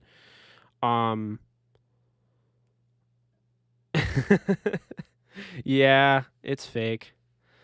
Slenderman was really weird. I can't even say it was bad because I saw there was potential for Slenderman. I don't think it was bad. I just think it missed the mark a sense, but it was really setting up to be a solid film. I'm still stuck in the top 3, by the way, Frankie. I do want to answer that. I'm going to say, first off, number 1 is the remake of It, the first one. It is so good to me because, first off, the casting is great. Second, the casting's great, but Bill Skarsgård took Pennywise and just made him so demonic. Man, I love It so much. I've seen it over 20 times. It's so good. Hereditary, I don't know if I've seen Hereditary. I saw kind of the spin-off of Hereditary. What the hell is it called? I just saw it, Midsummer. And that was Midsummer's a whack movie. Total whack. I mean, it's I don't even know if it's a horror movie. I don't know what it is. But it's a cult movie. It's weird. I don't know. Low-key, the Rob Zombie Halloween movie is so good. I don't know if it makes my top 3, but I had to mention it. Happy Death Day doesn't make my top 3. Had to mention it. Oh, here's a stupid movie. All right, you guys ready for this? I think this was Blumhouse, okay? This movie was horrible, okay? It's called Truth or Dare. Has anybody seen that?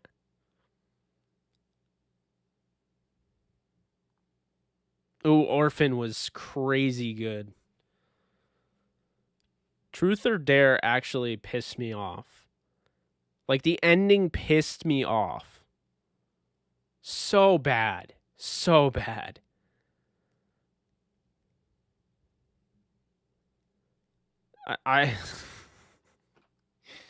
If you guys have seen it before, you know what I'm talking about at the end.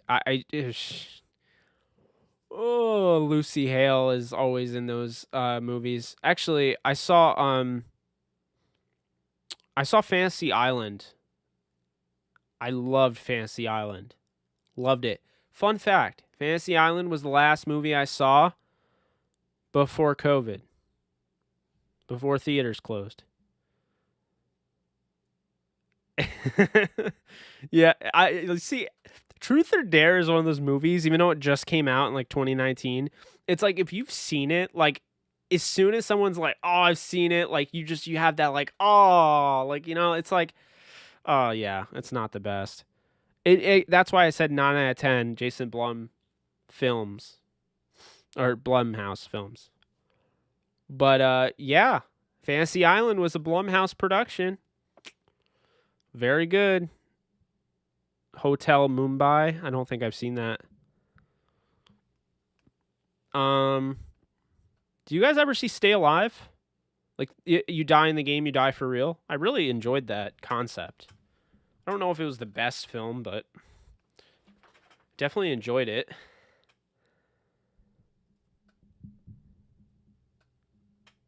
Okay, so I have...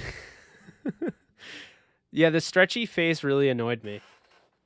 At some point, it's not even scary. It's just it's just annoying, you know?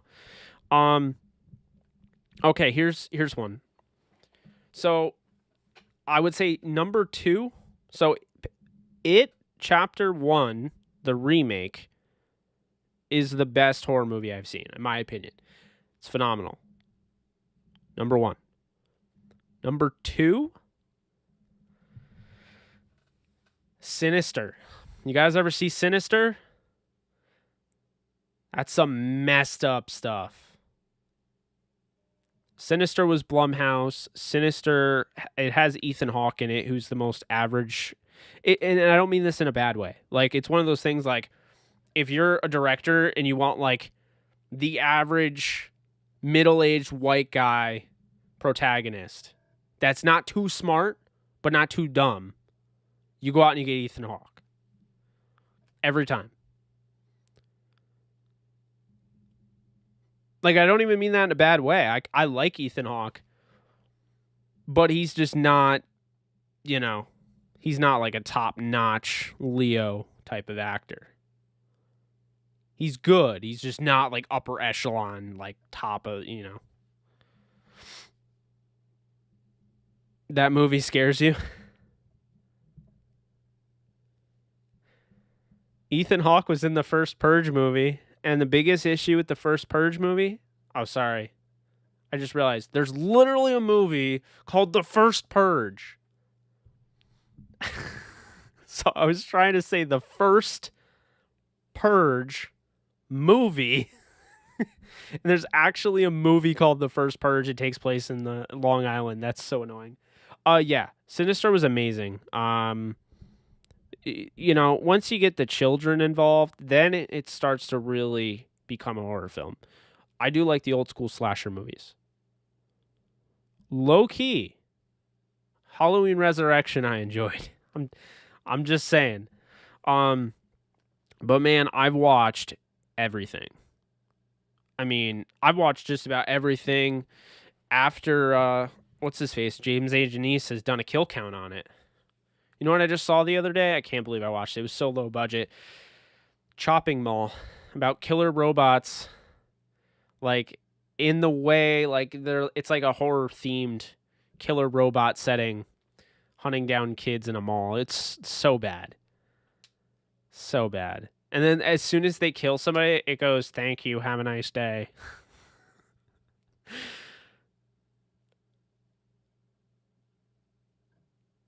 Yeah. Wait, how did you watch the Halloween Kills movie? It's not out yet. I liked Resurrection, yeah. Resurrection was a cool take on the genre because I don't think we'd ever seen reality TV show horror before.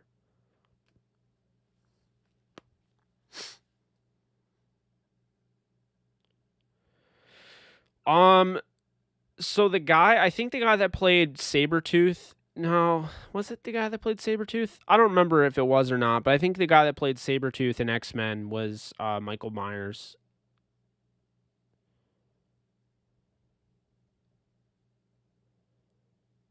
Oh, yeah. Well, and that's the thing. Those snuff films, I think, just added to the horror because it was nothing like I'd ever seen. And look, I don't like torture films, and I don't even find that as, like, horror. Like, it's another genre. Like, have you guys ever seen Hostel? To me, Hostel is not a horror film. Hostel's just messed up torture. Like, I don't want to watch teens get tortured the whole movie. I like, you know what I mean? Like, it's just, it's honestly kind of, you know, it's upsetting. So I don't really like Hostel. I think that stuff is weird. Part of me feels like when those movies come out, it's a director that wishes they could actually do that type of thing to somebody. And they just hide it behind making it on a film. And that, like, kind of just, you know. It's just disgusting, you know? Like Hostel, I saw, what was it? Hostel Part 3 came on. And I don't remember who rented it or whatever in my house, but I was watching it and I'm like, what the hell is this? They had like this cheerleader and she was on a table and they had all these different like weapons and these people in the crowd were bidding on how she would get killed. And I was just like, this is so messed up. So yeah, I just there's not like what's the plot there? You know what I mean? It's like I'm not trying to watch a torture film. So yeah, I'm not a fan of that. Exactly. Like Hostel just like it goes overboard for literally no reason. I enjoyed watching Busta Rhymes and Tyra Banks, yes.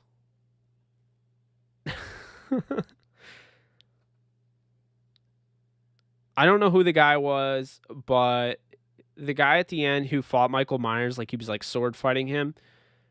I enjoyed that so much.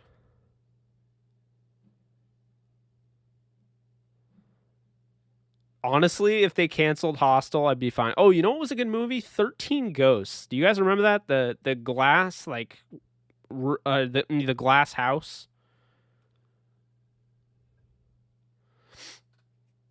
13 Ghosts was a banger. I've seen that a bunch of times.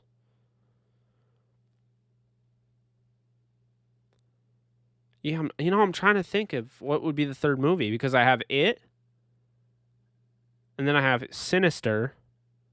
I really like Sinister too, but I'm trying not to put trying not to do that because I loved It Chapter 2, which arguably could have been better than the first one.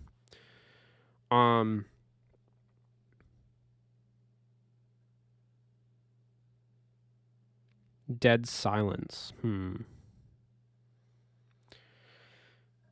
Man, I can't. I'm having a hard time thinking about it. I mean, sci-fi horror. Did anybody like Prometheus? And did anybody like Alien? Was it Covenant? I enjoyed both. I'm not gonna lie. Prometheus was cool. It was the prequel. I enjoyed that. And then Alien Covenant was like, whoa.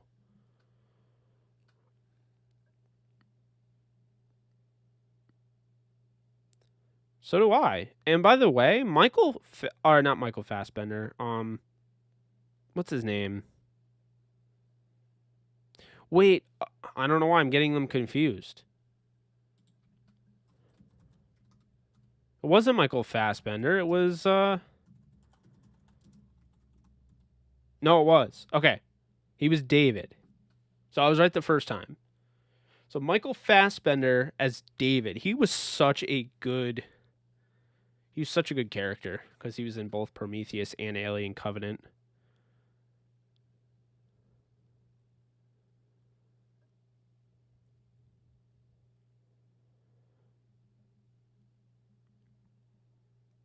Are we gonna get another Alien movie? Does anyone know? I love those movies, by the way.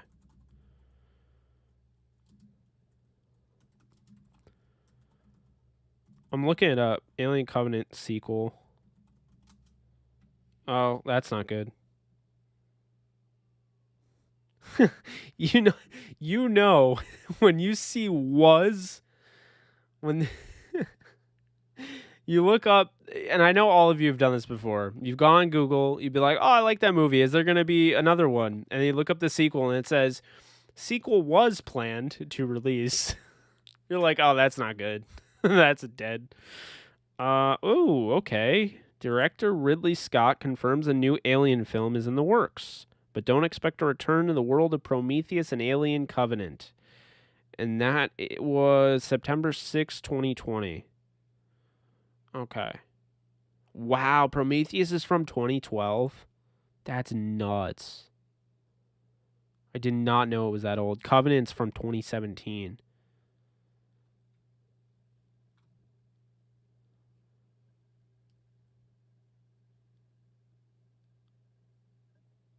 Yeah, I don't...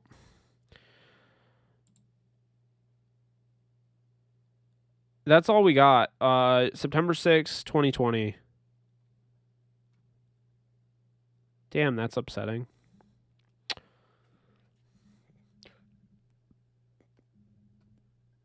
Alien Covenant did awful compared to what they wanted. Yeah, I love Fassbender. I was hoping we'd get him in the MCU. It sounds like he'll be Galactus. Not Galactus. Doctor Doom. Sounds like, I don't know. I saw something where Liam Neeson was the favorite to be Galactus in the MCU. So I guess we'll see. Well, yeah, The Ring is freaky. I'm still trying to remember the third movie though. Or trying to figure out the third movie. It, Sinister, man, Halloween, Rob Zombie. Ooh, Nightmare on Elm Street remake. I really enjoyed the Nightmare on Elm Street remake. They did such a nice job with the effects.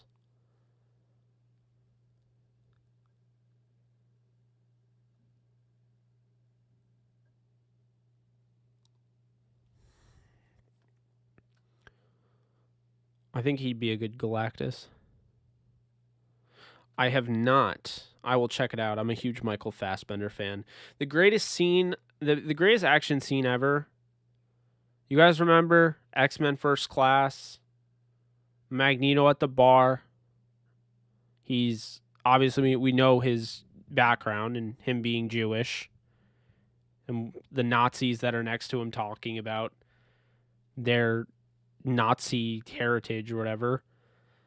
And then how the way he kills them in that bar, and he says, I'm who are you? He says, I'm Frankenstein's monster. If you guys haven't seen that clip, if you guys haven't seen that scene, that is one of the greatest action scenes of all time. I'm not talking about like a quick Commando where you had John Matrix throw the pipe right through the antagonist, and he said, lay off some steam, Bennett, because that's just, that's like a punchline, No. The scene, the way it evolves, the way Michael Fassbender takes it over, it's one of the best action scenes that you will see. I can rank the next horror games. Okay, so, all right, It, Sinister, and I'm leaning towards Rob Zombie Halloween. I just thought the reimagined version was the best way. It gave Michael a backstory we had never seen before. They touched on it briefly in the original John Carpenter movie, but never in a way that Rob Zombie did. Now, we won't talk about Rob Zombie's complete monstrosity of crap, which was the second movie, which should honestly never be watched. If you've never watched it before, don't watch it. Don't. Okay, so basically they turned Michael Myers in that movie into the Mountain from Game of Thrones. And he runs around without a mask 80% of the time. That's not, like, what? I don't even know. It's so bad.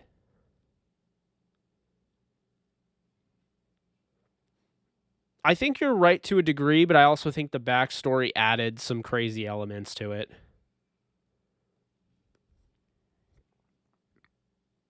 I think it goes both ways, because I thought, Rob Zombie in the first movie added a unique backstory to Michael Myers.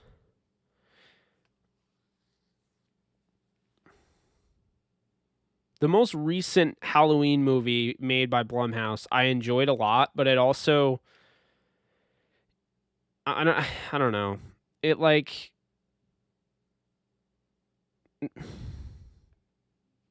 it skips over all that time, so he's already like old. You know what I mean? I don't know. But I can't wait for Halloween Kills. And by the way, he looks more ruthless in Halloween Kills than I've ever seen Michael Myers. Yeah, I'm leaning towards Rob Zombie Halloween. Man, this is tough.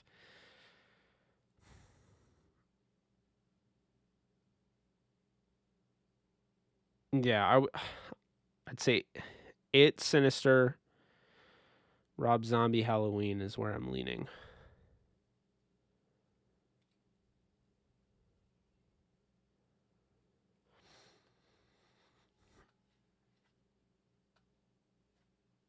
Dude, I don't know what he was doing in the second film. I have no idea. and the director's cut is even more confusing. Laurie Strode having a gun and shooting Michael Myers and then getting shot by the police or what, I don't even remember. It was so bad, and it just needs to die. So bad. But Zombie's first movie was really good. I'm leaning that. But I also... Did anyone like the remake of Nightmare on Elm Street? Because, I mean, I loved it, but, you know. Oh, nice. Go watch that scene. All you have to do is, like, Magneto bar scene, and it should come up.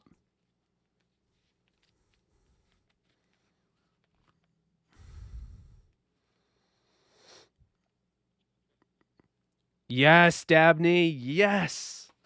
Yes, it is. I that's literally my favorite scene. By the way, low key, no one talks about this. X-Men First Class is one of my literal favorite films. It was done so well, and it just doesn't get credit.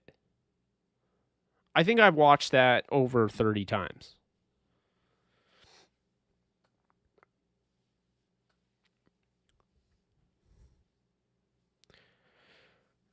Man, I can't decide. I can just tell you it wouldn't be Friday the 13th, although the remake was pretty good. But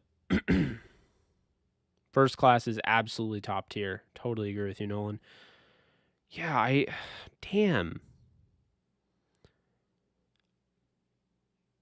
Rob Zombie Halloween is the leader in the clubhouse right now.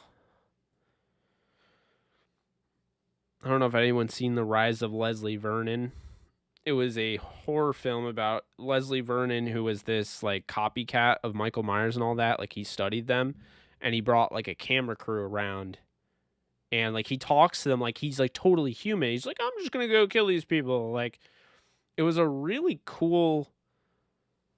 I don't know. It was a cool twist, but it's an indie film. So if you guys don't like low budget and that, then you wouldn't like it. But it was definitely. It was worth watching. Yeah, Dune looks cool.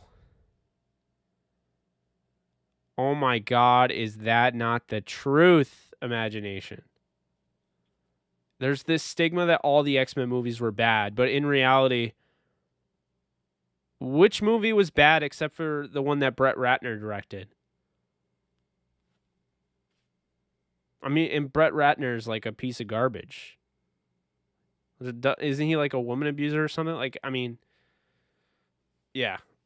Brett Ratner destroyed the X-Men film, and then I forget the guy's name. Was it Silverberg? I gotta look it up right now. Days of Future Past will forever be the greatest retcon in the history of movies, because it was done so methodically, and I loved it. It was produced by Bryan Singer. I knew that. This is Simon Kinberg. He's been a part of this story for a while. So yeah, Simon Kinberg he spearheaded that. Exorcism just makes me like, I don't know, it's just weird. I couldn't get into that. Like The Exorcist, I just kind of like laugh. I'm like, this is stupid. Yo, the remake of Carrie was fire. Did anyone see that? The remake of Carrie was fire. Also, Prom Night was a good horror film too.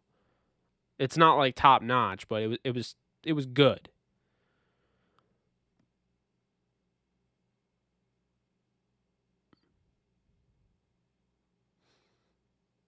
Also, never watch ATM. I don't like IFC. All the IFC movies piss me off because they have the dumbest endings. My Little Pony.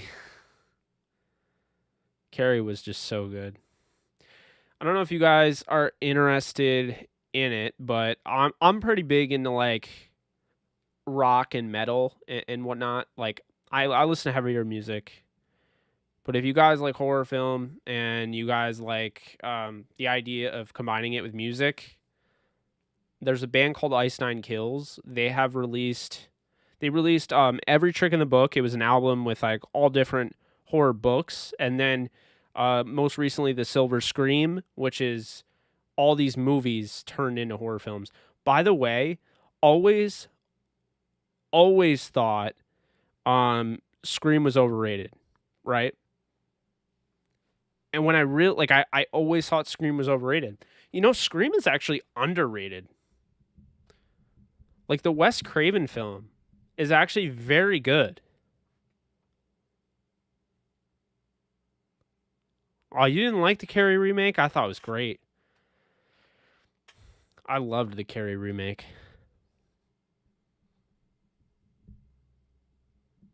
Man, I love horror movies. Oh, yo, did you guys ever see Candyman? There's going to be a new Candyman coming out. Be my victim. You know, that type of guy. Tony Todd. He's not coming back, though, I don't think. I'm going to check to see if he's credited in the new movie.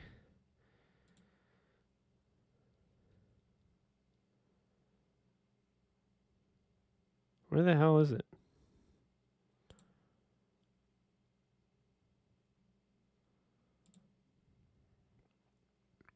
Yeah, the Candyman reboot looks amazing.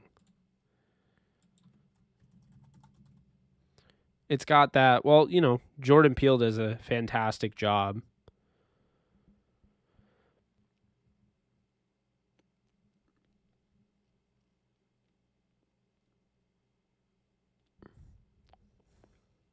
I can't wait for that.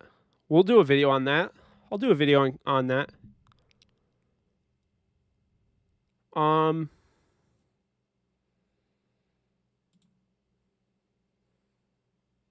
I'm checking right now to see if he's credited. Tony Todd.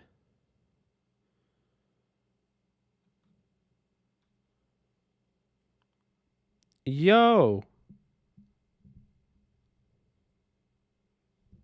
Who's Candyman in this film? Because it's saying Tony Todd is Candyman.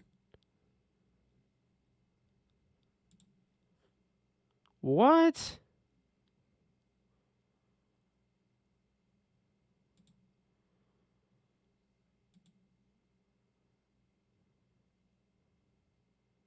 It's not Yahya Abdul-Mateen because he's like he gets kidnapped, right?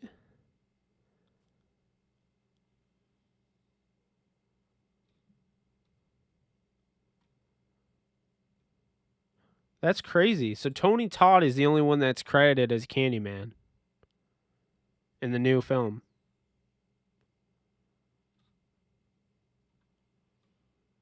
Well, that's what I thought, but it looks like he's not. Am I going crazy here?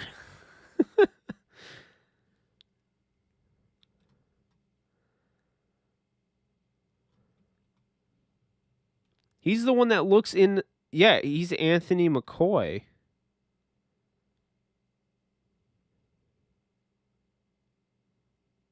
Bro, what?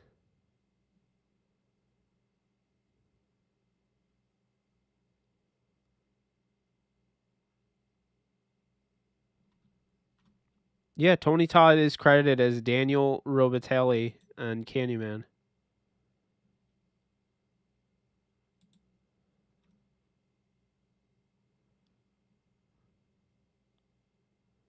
Unless it's Nathan Stewart Jarrett.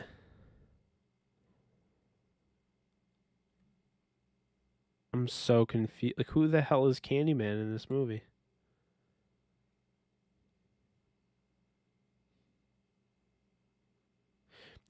I'm assuming that's what it is. Like, I'm assuming that like one of those guys probably becomes Candyman. But yeah, that's crazy. I love that Tony Todd's in it because I mean, like Wesley Snipes was such a good Blade, but like he won't be in the Blade films. He doesn't want anything to do with it, so he won't even be like a cameo.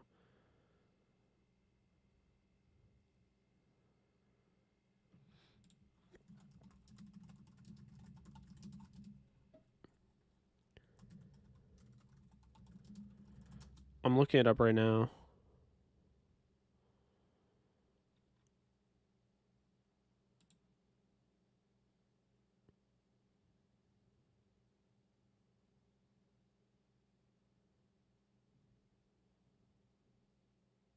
Okay.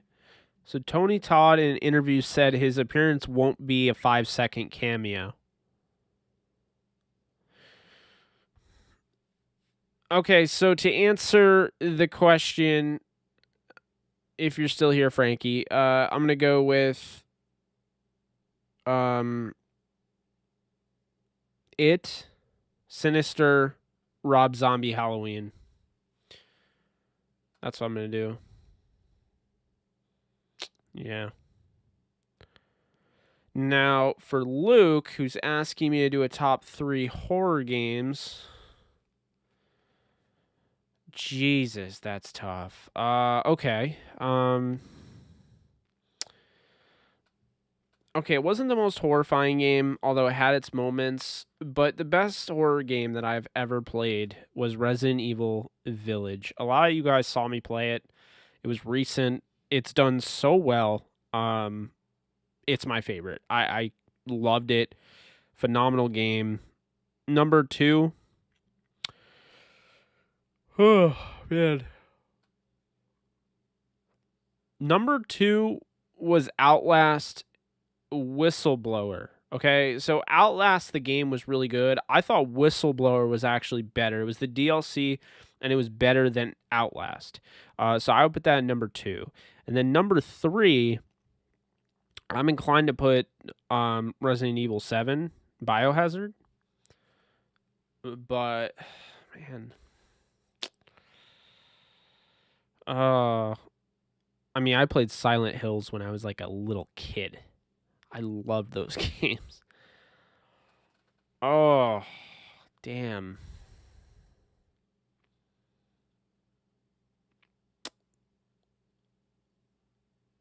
Alien Isolation was horrifying.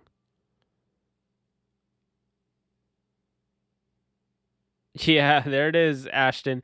Alien Isolation was absolutely horrifying. Dead Space. Oh my God. Dead Space was so bad. Like, I was sitting there, like, I had a panic attack. Dead Space scared the hell out of me.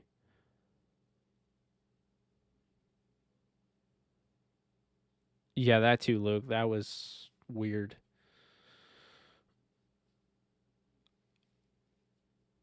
I don't know if you guys have ever played Dead Space before, but oh my freaking God. It is... Dead Space 2 is the scariest game of the 3. Oh, you know what's actually pretty scary? It's not... I don't know if it's supposed to be scary. No, it is. Okay. You guys remember the game Dying Light? They're coming out with the second one. Dying Light. They told you to get back to the base, to the hideout, like ASAP. And I never knew why, right? You ever get curious? Well, I'm just taking my time, picking up different supplies. And all of a sudden, this horde of zombies in the freaking dead of night just charge at you. And I'm thinking to myself, I never want to play this game again.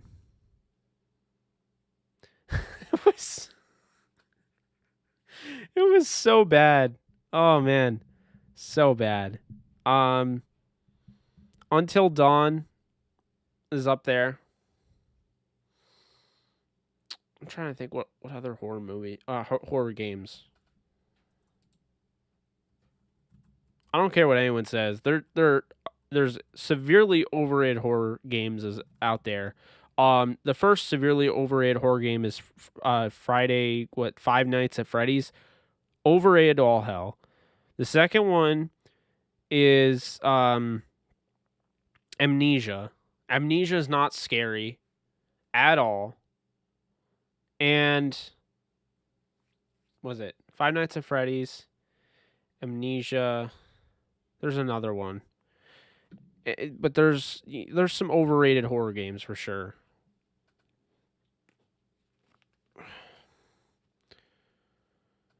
Alan Wake. Not a horror game in a sense. It was more of like a scary thriller. Alan Wake I played on my computer, and that is scary. That's a scary game. It's always dark. There's always guys running at you. Like I said, Five Nights at Freddy's I don't find scary. The Last of Us is pretty scary. Bro, you can just be chilling and a clicker comes over and just freaks you out. Like, it, you know? Trying to think what else. Actually, guys, I don't know if you guys have ever played Half-Life. Ravenholm, that section of Half-Life 2, horrifying. I hate Ravenholm. Hate it. I don't know if it's only in Half-Life 2. I don't remember. But Ravenholm is terrifying. Yes, A Quiet Place 2 was very good. Highly recommend it. I don't like that the third movie is not going to be directed by Krasinski. It doesn't even sound like he's going to have any part of it. They're making A Quiet Place Part 3. It's not going to have anything to do with that family. It's going to be all about like the world, which I'm not really a huge fan of, but it is what it is. Yeah, I'm looking at this list here. I never really got into Prey. I have the game. Oh, BioShock. Yeah, BioShock's terrifying. BioShock Infinite really wasn't. BioShock, the original BioShock, was horrifying. Those freaking splicers. And you had that. And honestly, guys, Fallout 3. It's not a scary game, but when you go to an abandoned super duper mart and you get chased by those ghouls and the VAT system isn't working for whatever reason, you run out of action or whatever, action power or whatever the hell it is, action points, then it gets pretty freaking scary. Especially with like the really low key, like the Ink Spots music playing in the background. God. There's, yeah, some of the stuff. Left 4 Dead really never scared me.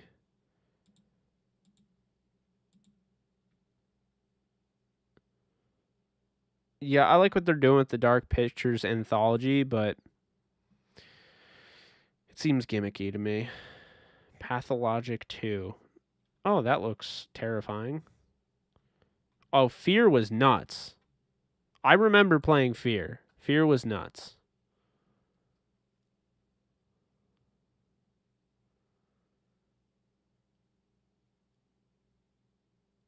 Would you kindly? Yes. Oh, man, that is so funny. That twist was pretty awesome, honestly. I'm not going to lie.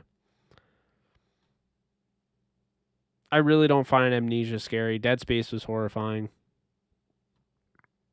Yo, there are times where you're playing Mass Effect and you're, like, terrified because it can get intense. I have Soma. I've never played it before. Outlast, yes. Silent Hill 2. Resident Evil 2 Remake is listed as the 5th most horrifying video game. We're doing a playthrough on it. Honestly, it's pretty scary. I'm not going to lie. Oh, yo, PT. I don't know if I brought this up before. I might have done it on a gaming stream. Has anybody played PT? Because if it's on your PS3 might be worth like $500.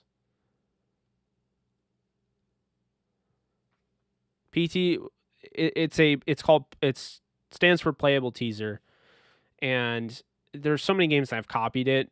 And to be honest with you, I think Resident Evil 7 Biohazard got a lot of its mechanics from PT, because PT was psychological horror. Kojima was behind it. You know, they were really about to totally take the horror genre by storm, and it never went out. Which was really a shame. I beat the Playable Teaser. It was for Silent Hills, but it never came out, and everyone wants it. I have played PT. I love it. I still own it.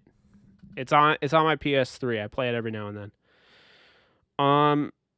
Any sci-fi recommendations? Sci-fi show recommendations? I don't really have any sci-fi shows, to be honest with you. I guess Altered Carbon. I got into that a little bit. Black Mirror. It's not always sci-fi, but yeah, I love PT. Would you rather? Oh boy.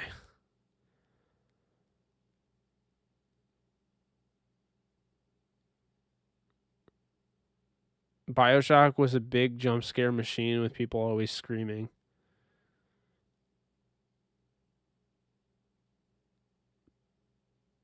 Now would you kindly? Alien Isolation was 3. And I will say this, unpopular opinion, the scariest thing about Alien Isolation is not the xenomorph, it is actually the androids, because those things were like Michael Myers, man. They were like Michael Myers. They have the white face, the plain white face. They come over, and if you're not paying attention, they'll be like, hey, excuse me, and they start choking you out, and their face just shows up, and I hated them. Hated them. Can I stream Whistleblower? Absolutely not, because they show like very serious graphic nudity. So unfortunately I cannot. This is the problem, is that this is not just a gaming channel, so I can't take those chances showing that type of stuff, even though it should probably be okay. I think YouTube would look at it like, you post all this sports content and all this, and it's always okay for kids, and then all of a sudden you post that, they're going to make me, an 18 plus account. And then at that point, here's the problem. Once you become an 18 plus account on YouTube, it's bad, because nobody can watch you if they're not logged in. And if they're logged in and they're not 18, at least, they can't watch it. So I would be losing a lot of viewership. I don't know what Layers of Fear is, but that's number 2. It's all the PS4, Xbox One, Nintendo Switch, and PC. Most games can make you jump. They can make you stream. Few can make you feel like you doubt yourself in real life. Oh boy. Wow, they have Resident Evil 7 is the scariest.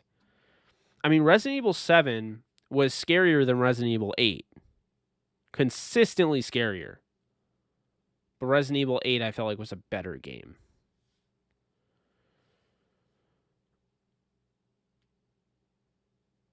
The anthologies. I think that, I don't know, that type of game style, like with BioShock, like BioShock 2 wasn't that scary. BioShock 1 was scary. And like I said, with going into a super duper mart in Fallout 3 and having ghouls chase you, it wasn't enlightening. So that's what I would say.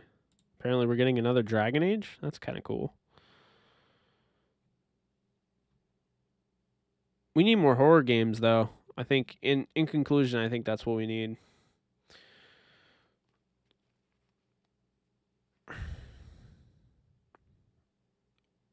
Yeah. That is what we need. How long have we been streaming? At least 2 hours, right? Yeah, 2 hours and 13 minutes. I'd say it's been a lot of fun, guys. I might not go live tonight. I did go live, but I might not go live and play games tonight because I'm getting a little tired. I don't want to do that to you guys. When I start losing, that's the thing. When I start losing that like energy, I feel like I'm just, I don't want to become boring and like repeating myself. And I mean, that's no fun, right? You guys are giving me your time. I got to give you my all. So I won't do that. Friday the 13th game. Yeah, it's not my type of game, but it's a cool idea. I'm excited for the new Outlast. Outlast 1 was really good. I really liked Whistle. I did not like 2, but I haven't beaten 2 either. I don't like the setting. I don't know. I get it, but I don't know. It's not the same. It is scary though, because you're unarmed. So, but yeah, guys, I think that's gonna do it for me. I'm absolutely waiting for the Resident Evil 4 remake, man. I'm excited for 3 because 3 has the great graphical improvement. 2 has the great graphical improvement. Plays very well, and yeah, I mean, I think we just in conclusion, I think we need more horror films, or not horror films. We have a lot of those, horror games, because like for instance, like The Evil Within. Like that comes out and everyone's like, "Oh, it's so scary." I'm like, "Yeah, like it's scary, but like I want like psychological horror."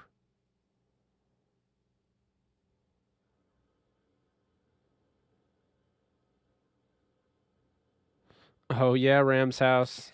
I'll never forget it. Hit 700 people, and then it started losing its mind essentially.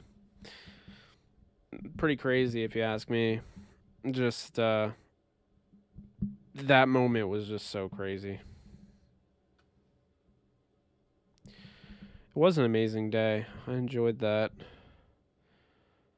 That wasn't the start of this channel really blowing up, though. I think the start was the Wolford video, because if you look after the Wolford video, the analytics show that I went up by 2,000 subscribers in 2 days. So that would tell you something. Which is a pretty good subscription rate. I mean, you get 27,000 views on a video and you get 2,000 subs out of it. I mean, that's a really good subscription rate. But yeah. Anyone have any final questions that I can answer before I hop out of here?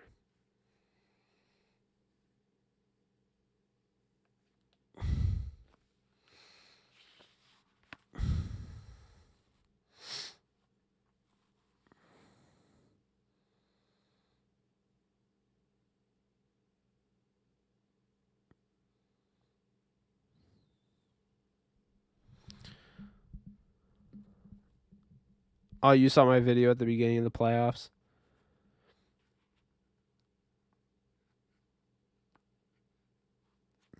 Stafford's favorite target? Yeah, I think it'll be Woods this year. I know everyone's talking about Cup, but I think it'll be Woods.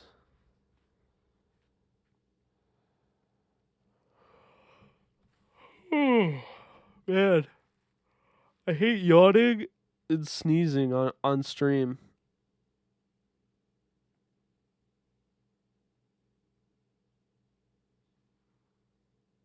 Anything else, guys? Tomorrow is Nose to the Grindstone Day. It's my top 100. We start that. We'll come out with, I don't know, we're going to come out with some videos.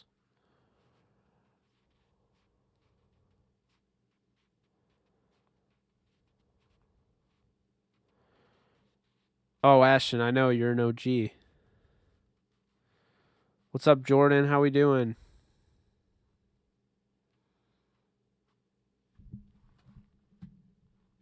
I just, oh yeah, hit me with a question before I go. Let's see.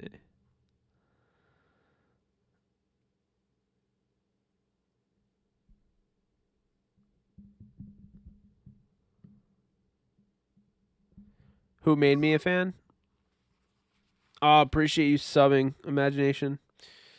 Yeah, so my father grew up in Irvine, California. He was actually next door neighbors with Jim Youngblood, who at the time was the middle linebacker for the LA Rams. And pretty much that's how he became a fan of the Rams, and then he just raised me to like the Rams. I've been the weird kid that, like, you go over to a friend's house and they want to play quick play or whatever, and I want to sit there and look at all the rosters. I've been that way since I was little, man. So, who made you a fan? Oh, which Ram? Man, combination of Kurt Warner, Marshall Faulk, Gray Show on Turf. That's what I remember.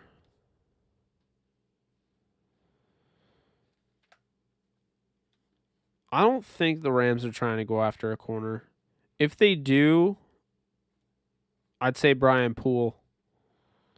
Brian Poole has familiarity with Raheem Morris, and he was a top 10 corner last year according to PFF. I would say he's a top 25 corner in football.